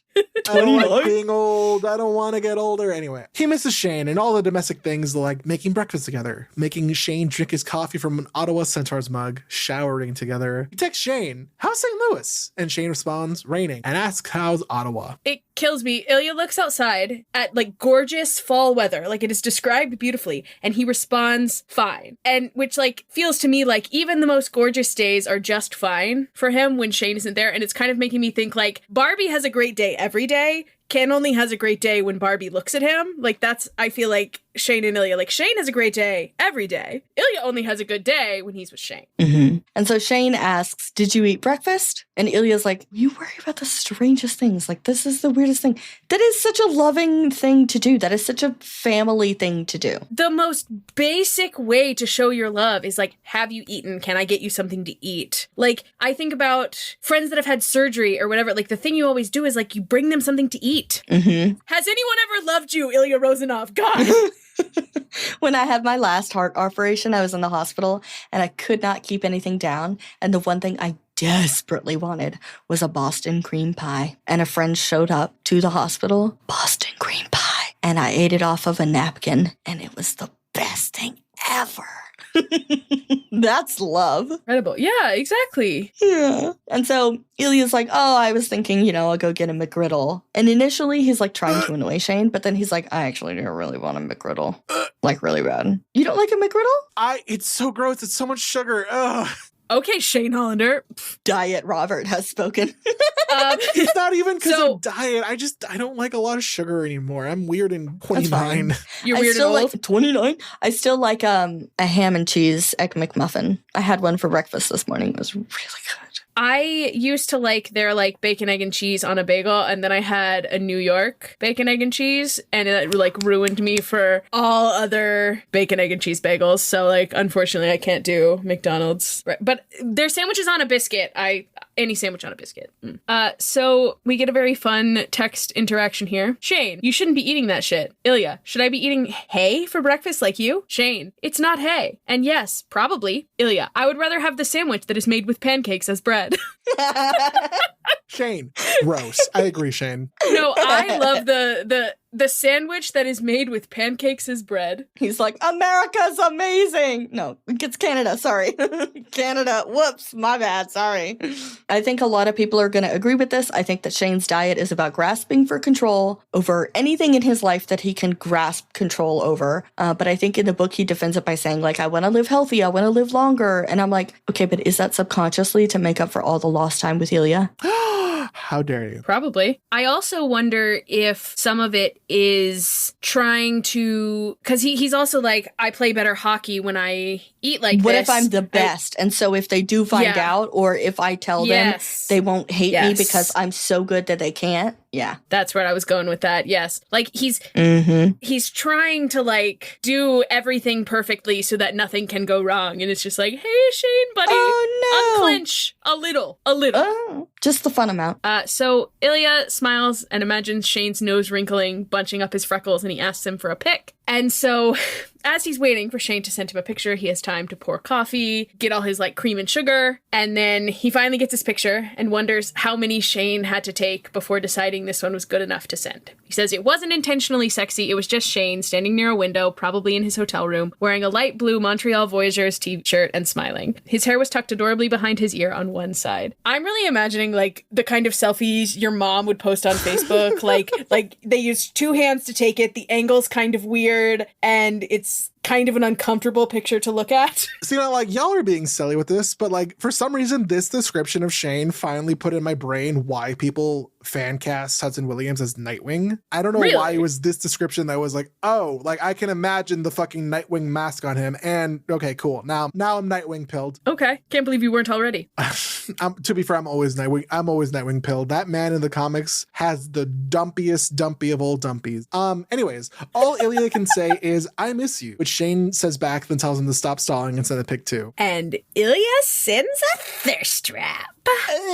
So Ilya was shirtless, which was a good start for a selfie. He stretched the arm holding his phone out and raised it a bit, angling down. Then he shimmied the waistband of his sweatpants down until he was nearly exiting the safe for work zone. He tucked a thumb into the waistband, tugging down a bit, and snapped a pic. No, I'm kidding. In the fun way. Anyway, that's the sound of Camille on Ilya's dick right now. Oh my god. Sorry. That's what Shane wants to be doing as well. Shane says this is mean, and when Ilya tries to start something, Shane says he has a team meeting in 10 minutes. Ilya asks if that's a challenge, and Shane takes forever to reply, probably typing and deleting many responses before saying, I can't, sorry. And Shane says it's going to be hard to delete the photo, but Ilya knows he will since he always deletes anything that could give them away. Like, so sad. And also, I would imagine that this would not be ideal if you need, like, proof of this relationship. Like, I'm thinking, like, if you were trying to get, like, a spouse visa or whatever, like, don't they ask you a whole bunch of questions and, like, ask for proof of this relationship? Like, if you have no proof... Robert just took this quiz, though. As I mentioned recently in the podcast, Mac and I, for like shits and giggles, this was for the American version, however, looked at a bunch of like citizenship / green card questions. And a lot of the questions they'll ask you are something akin to like, yeah, I'm pretty sure they'll ask for like, oh, can you show me like the texts you send each other, the photos you have of each other, you know, what color is his toothbrush, blah, blah, blah, stuff like that. So like, yeah, I can see where Mal's coming from. I was also thinking about how like Ilya can't scroll back and read their chats when he's sad. Oh, I'm remembering a line. It's from fucking Lilo and Stitch of all things. When they're like hunting for Stitch and then Stitch realizes, shit, I'm on an island and I can't swim. And like the Jumbo monologue is something along the lines of like, you see, I never gave him a greater purpose. What must it be like to have nothing? Not even memories to look back on in the middle of the night. Which is such an Ilya, like, actually. Yeah. His great purpose right now is that Shane. I'm thinking about the Winter Soldier. Funnily enough, the fucking reason I see this is because it's a Winter Soldier and Stitch meme. No! no! Speaking of Lilo Stitch, R.I.P. to the actress that played Lilo. How sad. Ugh. Shane asks again, of course, if Ilya is going to be watching his game. Ilya says, maybe if I'm bored. And Shane says, I'll try to win for you. And Ilya says, try to lose. We're in the same division, idiot. Which is amazing. Really incredible. And then, boom! Shane sends a thirst trap! Woo! Amazing. He's got a semi, Robert. That means it's half soft. I'm going to explode and not in the sexy way. Shane is on the West Coast in LA, and so they've got a game at 8 p.m. the next night, which is 11 p.m. Montreal time. So Shane is trying to fix his sleep schedule or trick himself. And I'm like, Shane, let me tell you about ZQuil. But he's so holistic that I doubt he would do it. But I'm like, melatonin gummies, buddy, something. Fanfic writers, please. I need the fanfic where Shane is like, shit, I have to go to sleep. I have a game tomorrow. I'll take NyQuil. And then it's this hallucinatory experience with the Hat Man. Thank you very much. Okay. With pies for hands. And God. Shane meets the Hat Man. With pies for hands in the Sayou. And then the Hat Man with his pie hands jerks Shane off. It writes itself. Anyway. Nope. So, well, at least it's lubed. So he can hear Hayden next door and he's desperately trying to fall asleep. But it sounds like Hayden might have been watching a movie and now that's not happening. It's gone quiet, but he can still hear Hayden. And so then there's a knock at Shane's door. And of course, it's Hayden. Thank you. Who asked to hang out for a bit. And Shane says, did you watch a scary movie again? And Hayden smiles sheepishly and says, it was fucking terrifying. Shane closed the door behind him. You need to stop watching those. Wait, so this shit was real? When y'all were mentioning this constantly in heated rivalry, I thought you were making headcanons or reading off a fanfic or something. I didn't know this was actually canon. No, this is real. Hayden, you are a grown-ass man with children. The movies aren't real. Anyways. Oh my God. It's still scary. So Hayden's like, well, what were you up to? And Shane's like, oh, I was trying to sleep. And Hayden's like, oh, I feel bad now. And Shane's like, I wasn't really having a lot of success with it. And so Hayden's like, well, should we watch something? And Shane's like, you want to watch Saw? And Hayden's like, okay, that's not funny. And so Hayden turns on not Love Island. But Love Island? Have you guys ever watched Love Island? Yes. I have not. I have. How I watched much? one season. Are you committed? Okay. No. Okay, I watched one season and there was a couple. It was a season of Love Island UK. There was a couple who coupled up early on and we were rooting for this couple the entire time, only for it to come out in the second to last episode that this guy didn't even like her at all. He just picked someone early on to try to get the fan vote or whatever. And he actually wasn't interested in this, crazy. Is there a single couple pissed. from one of these shows that has worked out in the end? I don't think so. But I was so pissed that I was like, I can't watch this show anymore. I love that we're like, love is capitalism. Let's do it. And I'm like, ooh, okay. So the show is described as, quote, a competition reality show about strangers hooking up in some tropical location, which basically was a horror movie as far as Shane was concerned. He kept his thoughts to himself, though, and let his friend be comforted by toned young women in bikinis. Rachel Reid, you are so funny.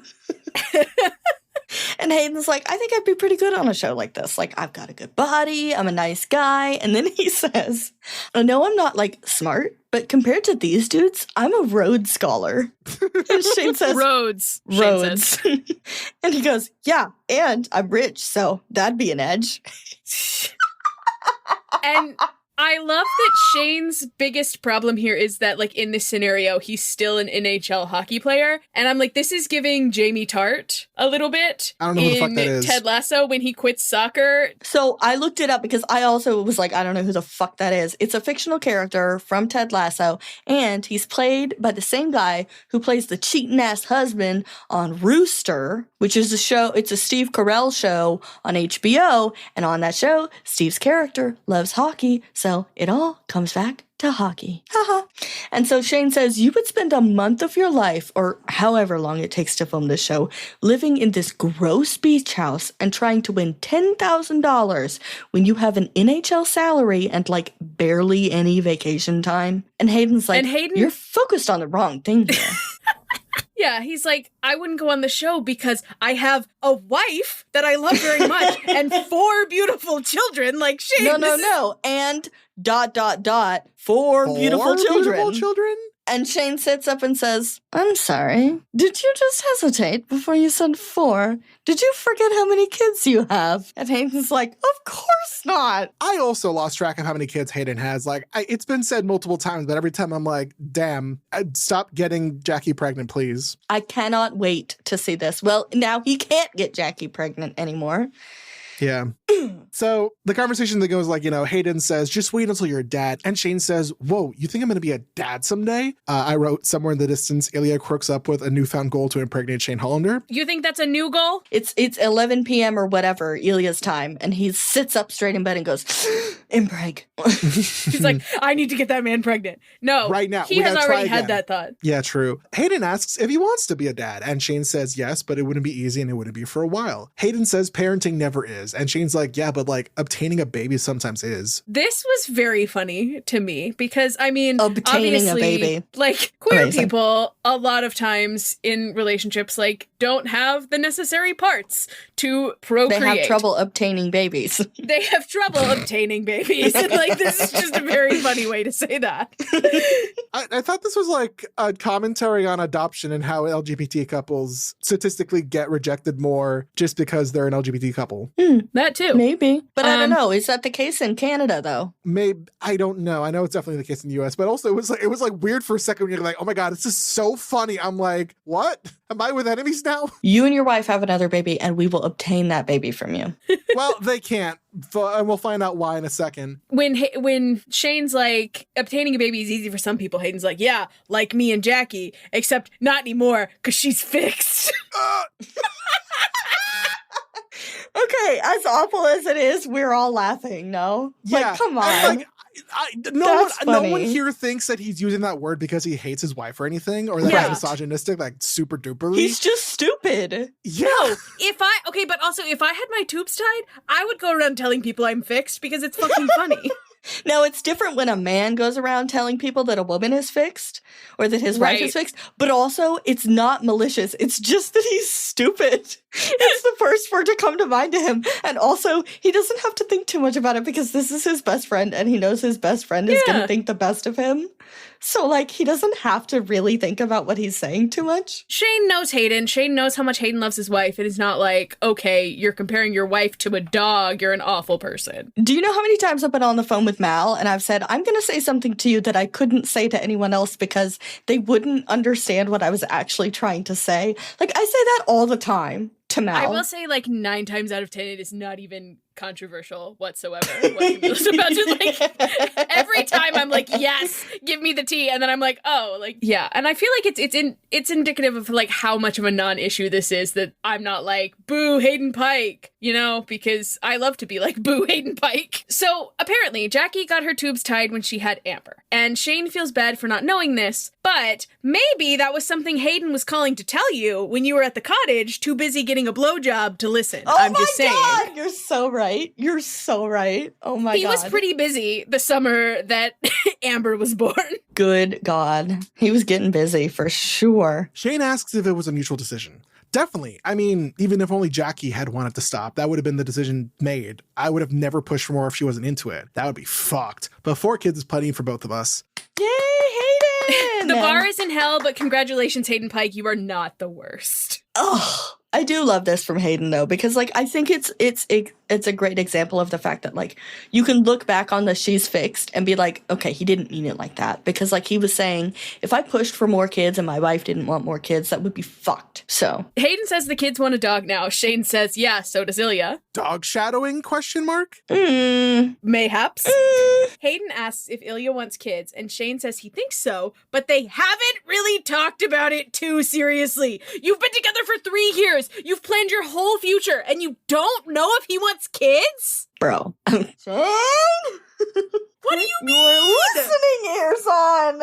Oh my god. That's like that's obviously not like first date behavior, and like they also never really had a first date. It's just been hookups until No, literally, they were I'm like, oh, shit, don't we like waste each my other. time. Do you want kids or no? Yeah. Because if you want kids, I'm out. Like, So there's this wonderful content creator, I don't think, Julia Austin, who does these skits. I really like watching her do these skits and like, damn, why the world gotta be so crazy about having kids. Yeah, the population's going down, but like maybe that's for the best. Anyway. Yeah, I don't hate the like Shane and Ilya having kids someday. Like I think if that's what they want, they should have that. But the like it's just another thing that I'm like, you should talk about this. There's a lot of very important things that you are not talking about. and you can't talk like, when there's a dick in your mouth. This is a like our futures are not compatible type conversation. Like you got to make sure that you are both in the same boat here. Yeah. I was thinking like, so Shane starts to panic about like all of the logistics of adopting children with Ilya and so many things that have to happen first and how everything is terrifying. And I was thinking like that they're going to be like, we're starting another new charity. It's called the Hollander Rozanov House for Kids. We're going to adopt kids and we're going to live together. We're going to sleep in the same bed, but we are not in love. Don't get it twisted.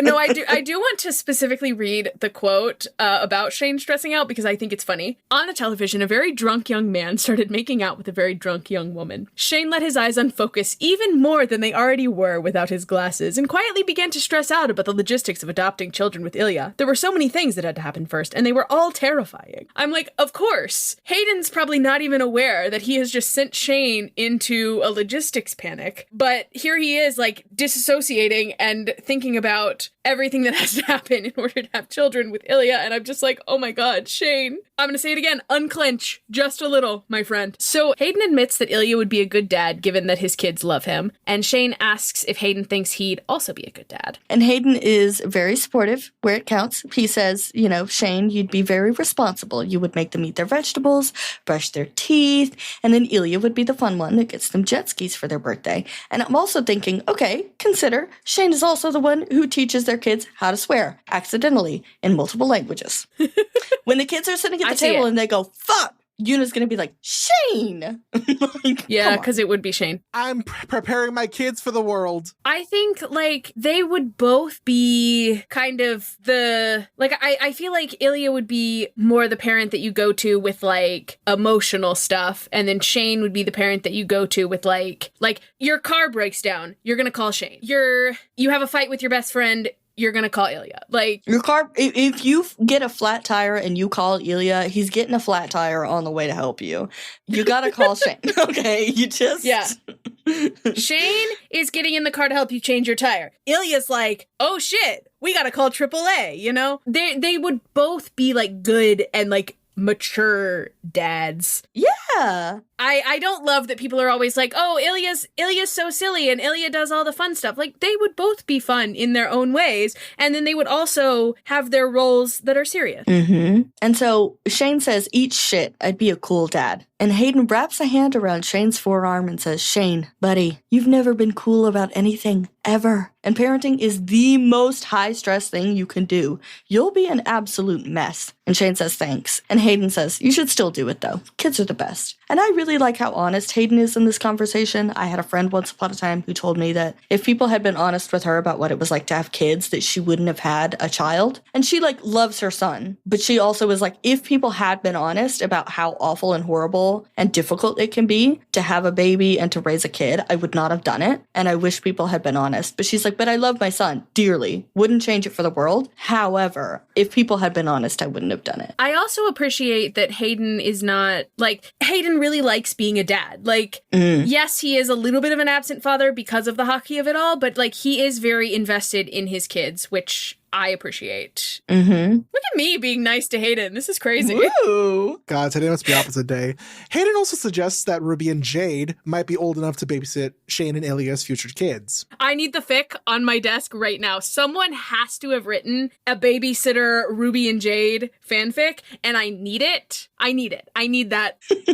Like, Please. Isn't it wild how kids like grow up? Because like Ruby and Jade, if Shane and Ilya do have kids, you know, they'll be older. It's one of those weird things where I'm like, I'm reflecting on all my family friends and friends in general, like people in my life who have kids who I remember when they were born, and now it's like 10 years later and they're like, you know, 10 plus years old, and it's like, what the fuck happened? What? Yeah, no, it's crazy because I used to volunteer at church growing up. Now, almost all of the children that I used to like volunteer in their classes are like graduating high school. And I'm like, you're like real human people now. That's crazy. Adults in the real world. So Hayden asks about his plans for tomorrow. Shane says he's going to go shopping with Rose. Hayden asks if he can come. Shane's like, absolutely not. You were too much of a fanboy last time. This is another short story that I would like to see. I would like to see Rose finding out about Shane and Ilya, and I would like to see Hayden meet Rose. And Hayden promises to be cool, but Shane says he's weird enough about clothes without Hayden being there. And also, like, Rose is kind of like the closest thing that Shane has to a gay friend because she's a woman and she knows his secret. And that's the closest he can get to having like a gay friend who knows about him. And he's like, listen, bud, I need to go be gay with the woman that told me that I was gay, okay? And I don't need you to be there. I need a break from the heterosexuality. You cannot be there. Yeah, but Shane... We've said it before. I'll say it again. Shane needs a gay friend. And Hayden then changes the subject to the guy on Not Love Island who has a back tattoo that says no worries. And Shane says, must be nice. Shane is just full of worries. Shane is more worries than person at this point. So back to Ottawa, there are two kids, Willa and Andrew, who live down the street from Ilya, and they stand at the end of their driveway and wave when he goes to home games, and they wear the jerseys that he gave them, and sometimes they have signs, and I'm just like, this is adorable, but also I'd be overwhelmed. Like, after 3 years, the novelty of me being here hasn't worn off. I love how Ilya has depression, and this is one of the few moments of like sunshine and happiness in his life, and Mal's like, God, can he give it up already? No, I'm not. No. I'm not saying like Ilya should give it up. I'm just saying like I can't believe that these kids are still making signs. Like I can't believe the kids haven't like lost interest because kids tend to do that, you know? It's not about Ilya at all. No, I love this. I love this relationship. I'm just like, I'm very impressed that the kids are this committed to the Centaurs. So Ilya asks them how many goals he should score. Willa says 3. Andrew says 8. And Ilya says, no problem. Andrew says he's going to be there. He's going to get popcorn. And Ilya's like, oh, you're lucky I never get popcorn at the games. And Willa's like, you would get a cramp if you ate popcorn. You would get a cramp. And Ilya's like, nah, you're right. Guys, evil popcorn vendor. I found the villain. Oh, good job.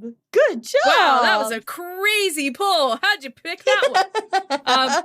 I'm so proud of you and your context clues. Ilya also waves to their mom, who tells him good luck. I appreciate that their mom is there, and Ilya's not just like talking to these children alone. Watch your kids. Don't let them be around strange men, even if they are Ilya Rozanov, who's cool. I mean, it kind of reminds me how in Rocky, everyone loves him and like trusts their kids around him. I'm like, yeah, cool. He's like the small-time boxer who's like getting a chance at fighting the world champ. Cool. Do you know him well enough that he can watch your kids? Right. Good quote here. Ilya nodded and gave a final wave, then drove away smiling. There were a lot of things he found difficult about living and playing in Ottawa, but he absolutely loved this pre-game ritual with his neighbors. He loved having neighbors. His penthouse in Boston had been sexy and private, but being on the ground in a house surrounded by other houses was nice. To be fair, it was a big house, with a gate and trees and an enormous semicircular driveway. He still needed some privacy. Like, I appreciate all the ways that we're seeing that, like, Ottawa really is good for him. Like, this really is where he belongs. There are some sticking points still, but like ultimately like this is where he needs to be. And I do appreciate that. Like it's not just like all suffering for Ilya all the time. And I have to plug, there's a cute little fanfic about this family learning things about Ilya, like as he moves in and clocking his relationship with Shane. It's called Is Ilya Rozanov Really ... It's by Ubiquitously Ubiquitous. It's very cute. It is on the fanfic spreadsheet. Yeah, if you want more Willa and Andrew and their mom and also Ilya. I think their dad is also in it. I don't know. It's been a minute. Which, hey, ring. We haven't brought up the spreadsheet in a while. If we bring up fanfics, more than likely they are in a spreadsheet that Mal made that is in the description of every podcast episode. Yeah. Unless he didn't like them, and in which case I will not be talking about them. Yeah, because we're not trying to shit talk people. All fanfic is valid, just all fanfic is not for me, and that's fine. Anyway, gang, there's this fanfic that's it's by Baby Double O. Robert! It's called Stop So bringing Close. up that fucking fanfic. Read it, god damn it. We had one person who messaged us on No, Patreon I or love commented myself. We finally got a Spotify comment being like, hey, so I read the fanfic that Robert keeps talking about every fucking episode, and it hurt me emotionally. I'm like, good. Yeah, and I won't let you do that to me. Mal, if you want to sleep in my apartment, you must read these fics 3. And it's just we're reading. I'm not coming anymore. Whoa. So She's like, I'm edging. So, Ilya's drive is only about 15 minutes, and it passes a Starbucks, so it is essentially the perfect commute. I think, as someone who formerly lived in Boston, his commute would be better if he passed a Dunkin', but I don't think they have Dunkin' in Canada. There are no active Dunkin' Donuts in Canada, actually. They fully exited the Canadian market in 2018. However, they are going to return in late 2026, early 2027. So, sorry, Canada. That's really unfortunate. This is how, like, Taco Bell tried to come to Mexico twice and failed both times because Mexican people are like, actually, this looks like shit compared to actual Mexican food. Well, yes, that's true. Taco Bell we don't eat it because it's delicious. So, well, yes, we do. We eat it because it's delicious. We don't eat it because it's authentic Mexican. Anyway, so Ilya decides to take his orange Porsche again. Round two. Orange Porsche. I did put a picture of the orange Porsche in the notes because I was like, what does this car look like? It's fine. It looks like if I licked it, it would taste like creamsicle. I think it looks like a Tic Tac. But how does he fit in it? He has to duck. It's a clown car. He has to fold up. He has to duck and then he has to reach down and pull up. Yeah. Duck, he has to tuck as well. No lifting anything over 5 pounds. Well, how am I supposed to piss then? He says this is the coolest of the cars he has left, and he mostly drives his Mercedes SUV, unless it's nice, in which he takes out the Ducati because Ilya Rozanov has a motorcycle? What? I'm killing myself. What? Jar. This is an insane thing to drop, like a book and 8 chapters in. Whoa. Yeah, no. And all of a sudden, you're just like, oh yeah, he has a motorcycle. Oh, no.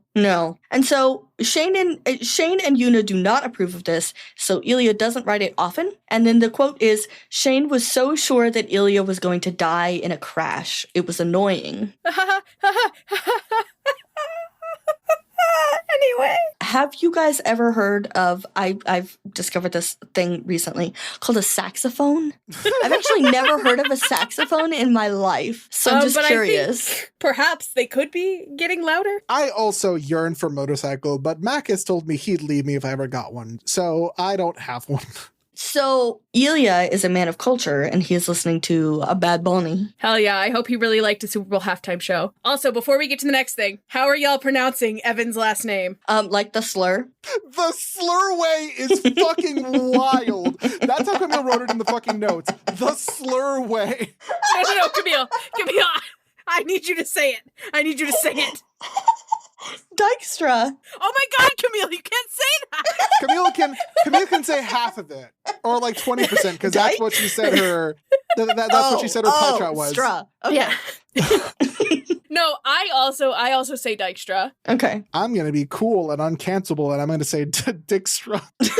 Dick struck. Yeah, no, but I'm like, that's the two genders. Is it Dykstra or Dickstra? Dyke or Dick, you know? I bet it's Dijkstra. Dykstra. Dykstra or Dijkstra. I don't want to be canceled for saying slurs. English and Americanized is rhymes with bike. Sure, bike, quote unquote.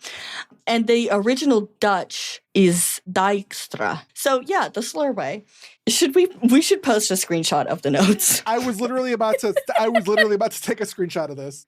Because the note says, how are y'all pronouncing Dykstra?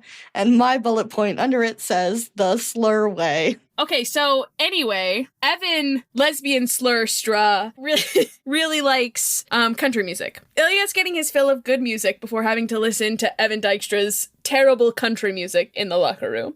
Country music is a plague in hockey dressing rooms and during warm-ups, you can always find the maggots like super, super quick because they'll do like social media posts and like, what's your warm-up playlist? What's your favorite song? Blah, blah, blah, blah, blah. And there's always someone who's going to be like, oh, Morgan Wallen. And I'm like, I have a brick for you. But also like, I'm a I'm a Nashville hockey fan. So like, don't know what it is about the Predators score, but I like it. I love it. I want some more of it. I can't say that I've heard a single Morgan Wallen song, but I did grow up in Texas, so I've heard a lot of country music. Some of it is good, especially the ones about women killing their husband. Ooh, yeah. I do like what Ilya has to say about the music. Here's the quote. Ilya tried to be open-minded about music, and maybe not all country was bad, but the particular songs Dykstra was into were definitely bad.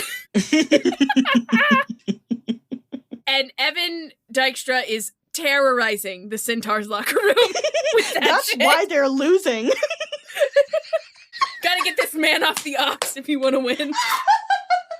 So Ilya orders coffee for himself and for Luca Haas because he likes the way he gets flustered when he gets attention from Ilya. He says he's not into hazing, but he does like to be really nice to the starstruck ones. I like the very, very offhand, just like, he's not into hazing. Love that. Love that. Good. King shit. In the parking garage, he runs into Wyatt Hayes. My beloved. Yay!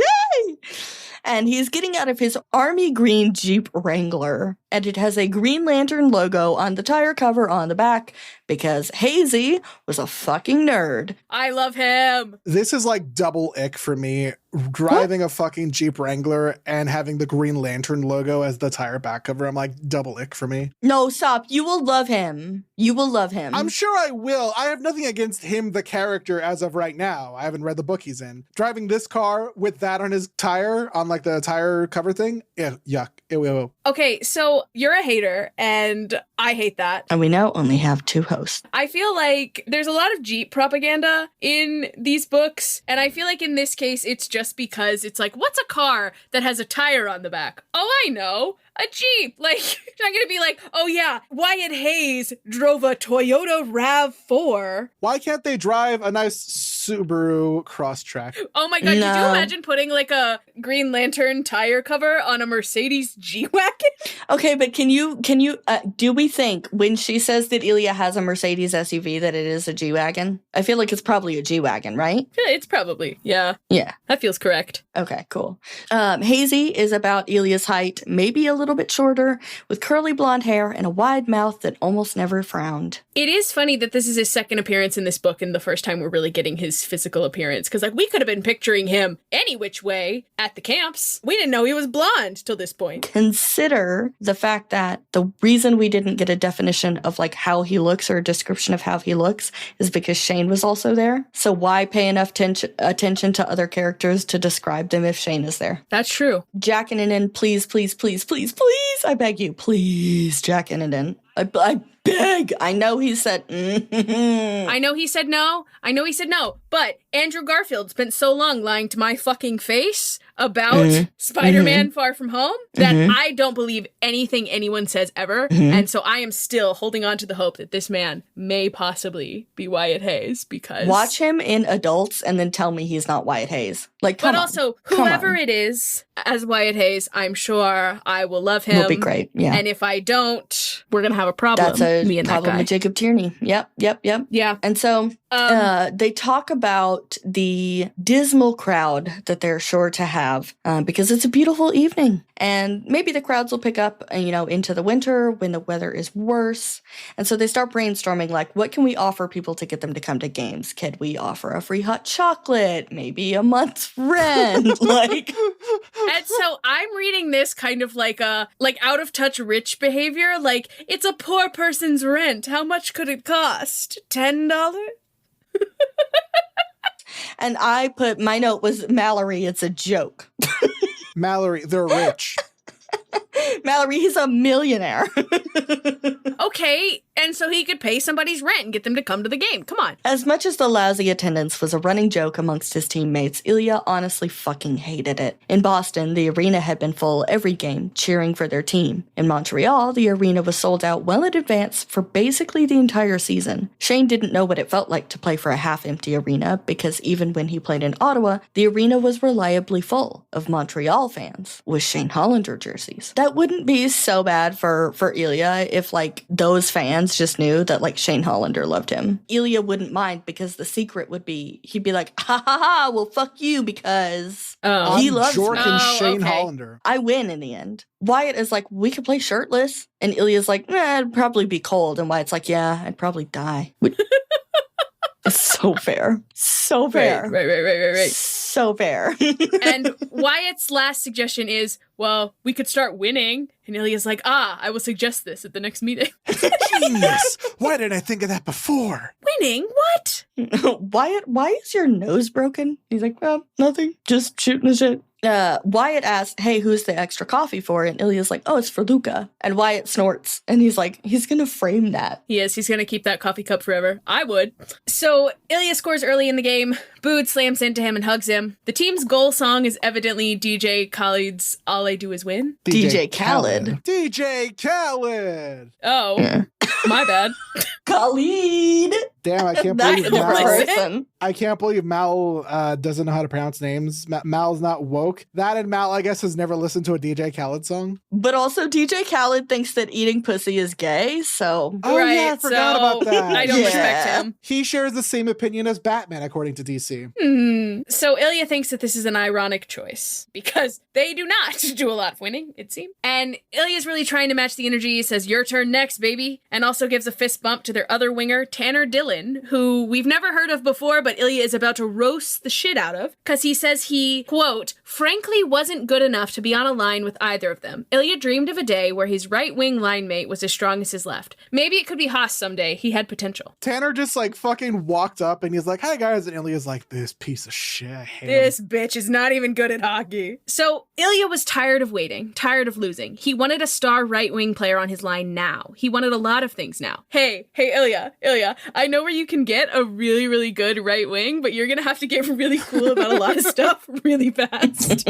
It wouldn't fix the hockey problems, but some of the other things that you want right now, maybe you should talk to your boyfriend about those, and like maybe you guys can adjust your plans. Maybe just a thought if you communicated. Please, I'm on my hands and knees begging. Please, God, communicate. Yeah. At the end of the second period, it's 3-1 for Columbus, and Jake Pierce, who is the center for Columbus, tells Ilya that they played Boston last week and that they were really good. And he's like, I have no idea why you signed with this team. And Ilya says, maybe I like the quiet, which is, I'm glad he can roast himself. And Jake says, we've got rookies who had posters of you on their bedroom walls. And Ilya says, nice, good taste. And he says, you shouldn't be here is all I'm saying. And Ilya smiles and says, next time I sign with a shit team in a boring city, I will choose Columbus. Got his ass. He can tell that Pierce is trying not to smile, and he says, you're a fucking weirdo, Rozanov. And I like that I like the lack of malice here, because most chirping really is good-natured. They're not out there like, oh, fuck your mom. It's like, oh, nice hit, you fucking turkey. You're not very good at hockey, bud. The fuck are you doing, bud?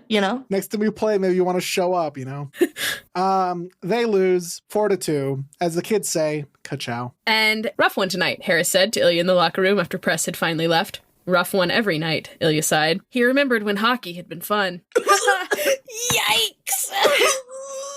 I want to remind everyone that the only other thing that Ilya really has going for him other than Shane is hockey, and that's a red flag, that's a red siren, that's a red signal. Oh my god!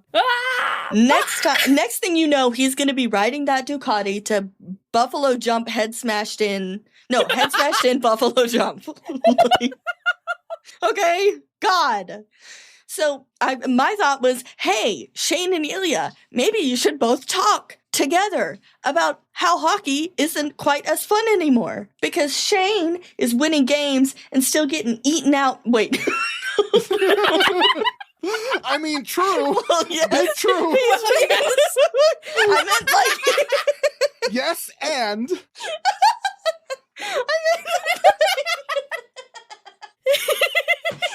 Eating the booty like groceries, Ilya Rozanov, yeah. What is the term I'm looking for? Eating ass? Know. Eating ass? No! His coach is ripping them a new one. Oh my god. Yes, okay. Right. Okay, I see where you're going. So Shane is winning games and still being ripped to pieces by his coach. and it's not as fun. And he talks to Rose about how it's not as fun as it used to be. And now Ilya's like, I wish hockey were still fun. And I'm like, oh my God, you know what would be really cool? If you talk to your person about this so that you could both figure out how to make it fun again. Yes. Also, Camille, I feel like the phrase you were possibly looking for was chewed out. Yes! Thank you. God, I love translating. That's it. Shoot out. Thank you. It wasn't until you started talking. I was like, oh, I know what you were trying to say. I just know that's not getting cut. No, that's too fucking funny. Anyways, to make him feel better, Harris shows a picture he regrammed of Ilya's face carved into a pumpkin. I just want to say, Rachel putting regrammed when no one fucking calls it that is giving how do you do, fellow kids? Okay, speaking of likenesses and like art though, I do want to shout out my friend KT. And if you go on Instagram, she's KT Copilot, and she does the most insane embroidery, like the most insane embroidery hoops and other merch and stuff. It's amazing. It's the most incredible things you'll ever see. Oh my God. So I know she does like merch drops and like store drops. And so she's preparing to do a drop soon. So like keep your eye out for that drop because her stuff is so incredible. She's so amazing and she's so sweet. So yeah, anyway, this whole thing, the pumpkin, gives Ilya an idea because remember, it's October.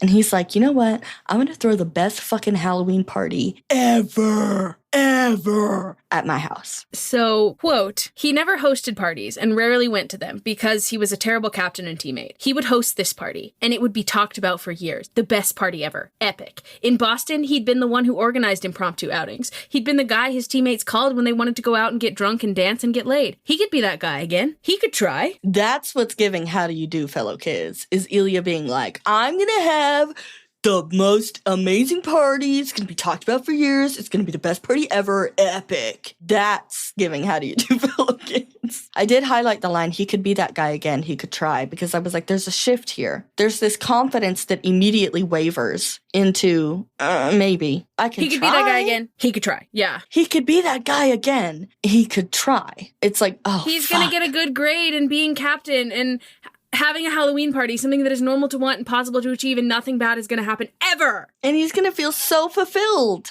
Yay. Okay, so Robert, what are your thoughts on what's to come? I mean, based on these chapters, I would guess Ilya, then Ilya again, and then Shane. Right. Right. Right. Is that progressively we are getting Ilya sinking more and more into his depression? Like, he's actually said the words, not out loud, but like to himself internally, maybe I'm depressed, and then he immediately like brushes it off. So I think we're getting to kind of a point where the next few chapters, it's going to keep going down. There has to hit a rock bottom. And I don't know what that rock bottom is for Ilya, and I'm fucking terrified for what it will be. That'll finally make him realize, like, shit, I need help. The problem is that, like, Shane does and doesn't have, at least from what I'm, like, imagining and thinking and feeling, like, doesn't have, like, a the conflict is that he wants to tell people, but he can't. He has his plans and whatever. But at the same time, he's not really, like, facing opposition from anyone, really. So, like, I struggle to imagine what's going to happen to Shane in the future, because Shane, as of right now, has everything pretty much kind of going for him, except for I would like to tell the world about my relationship, but I can't because of my own reasons.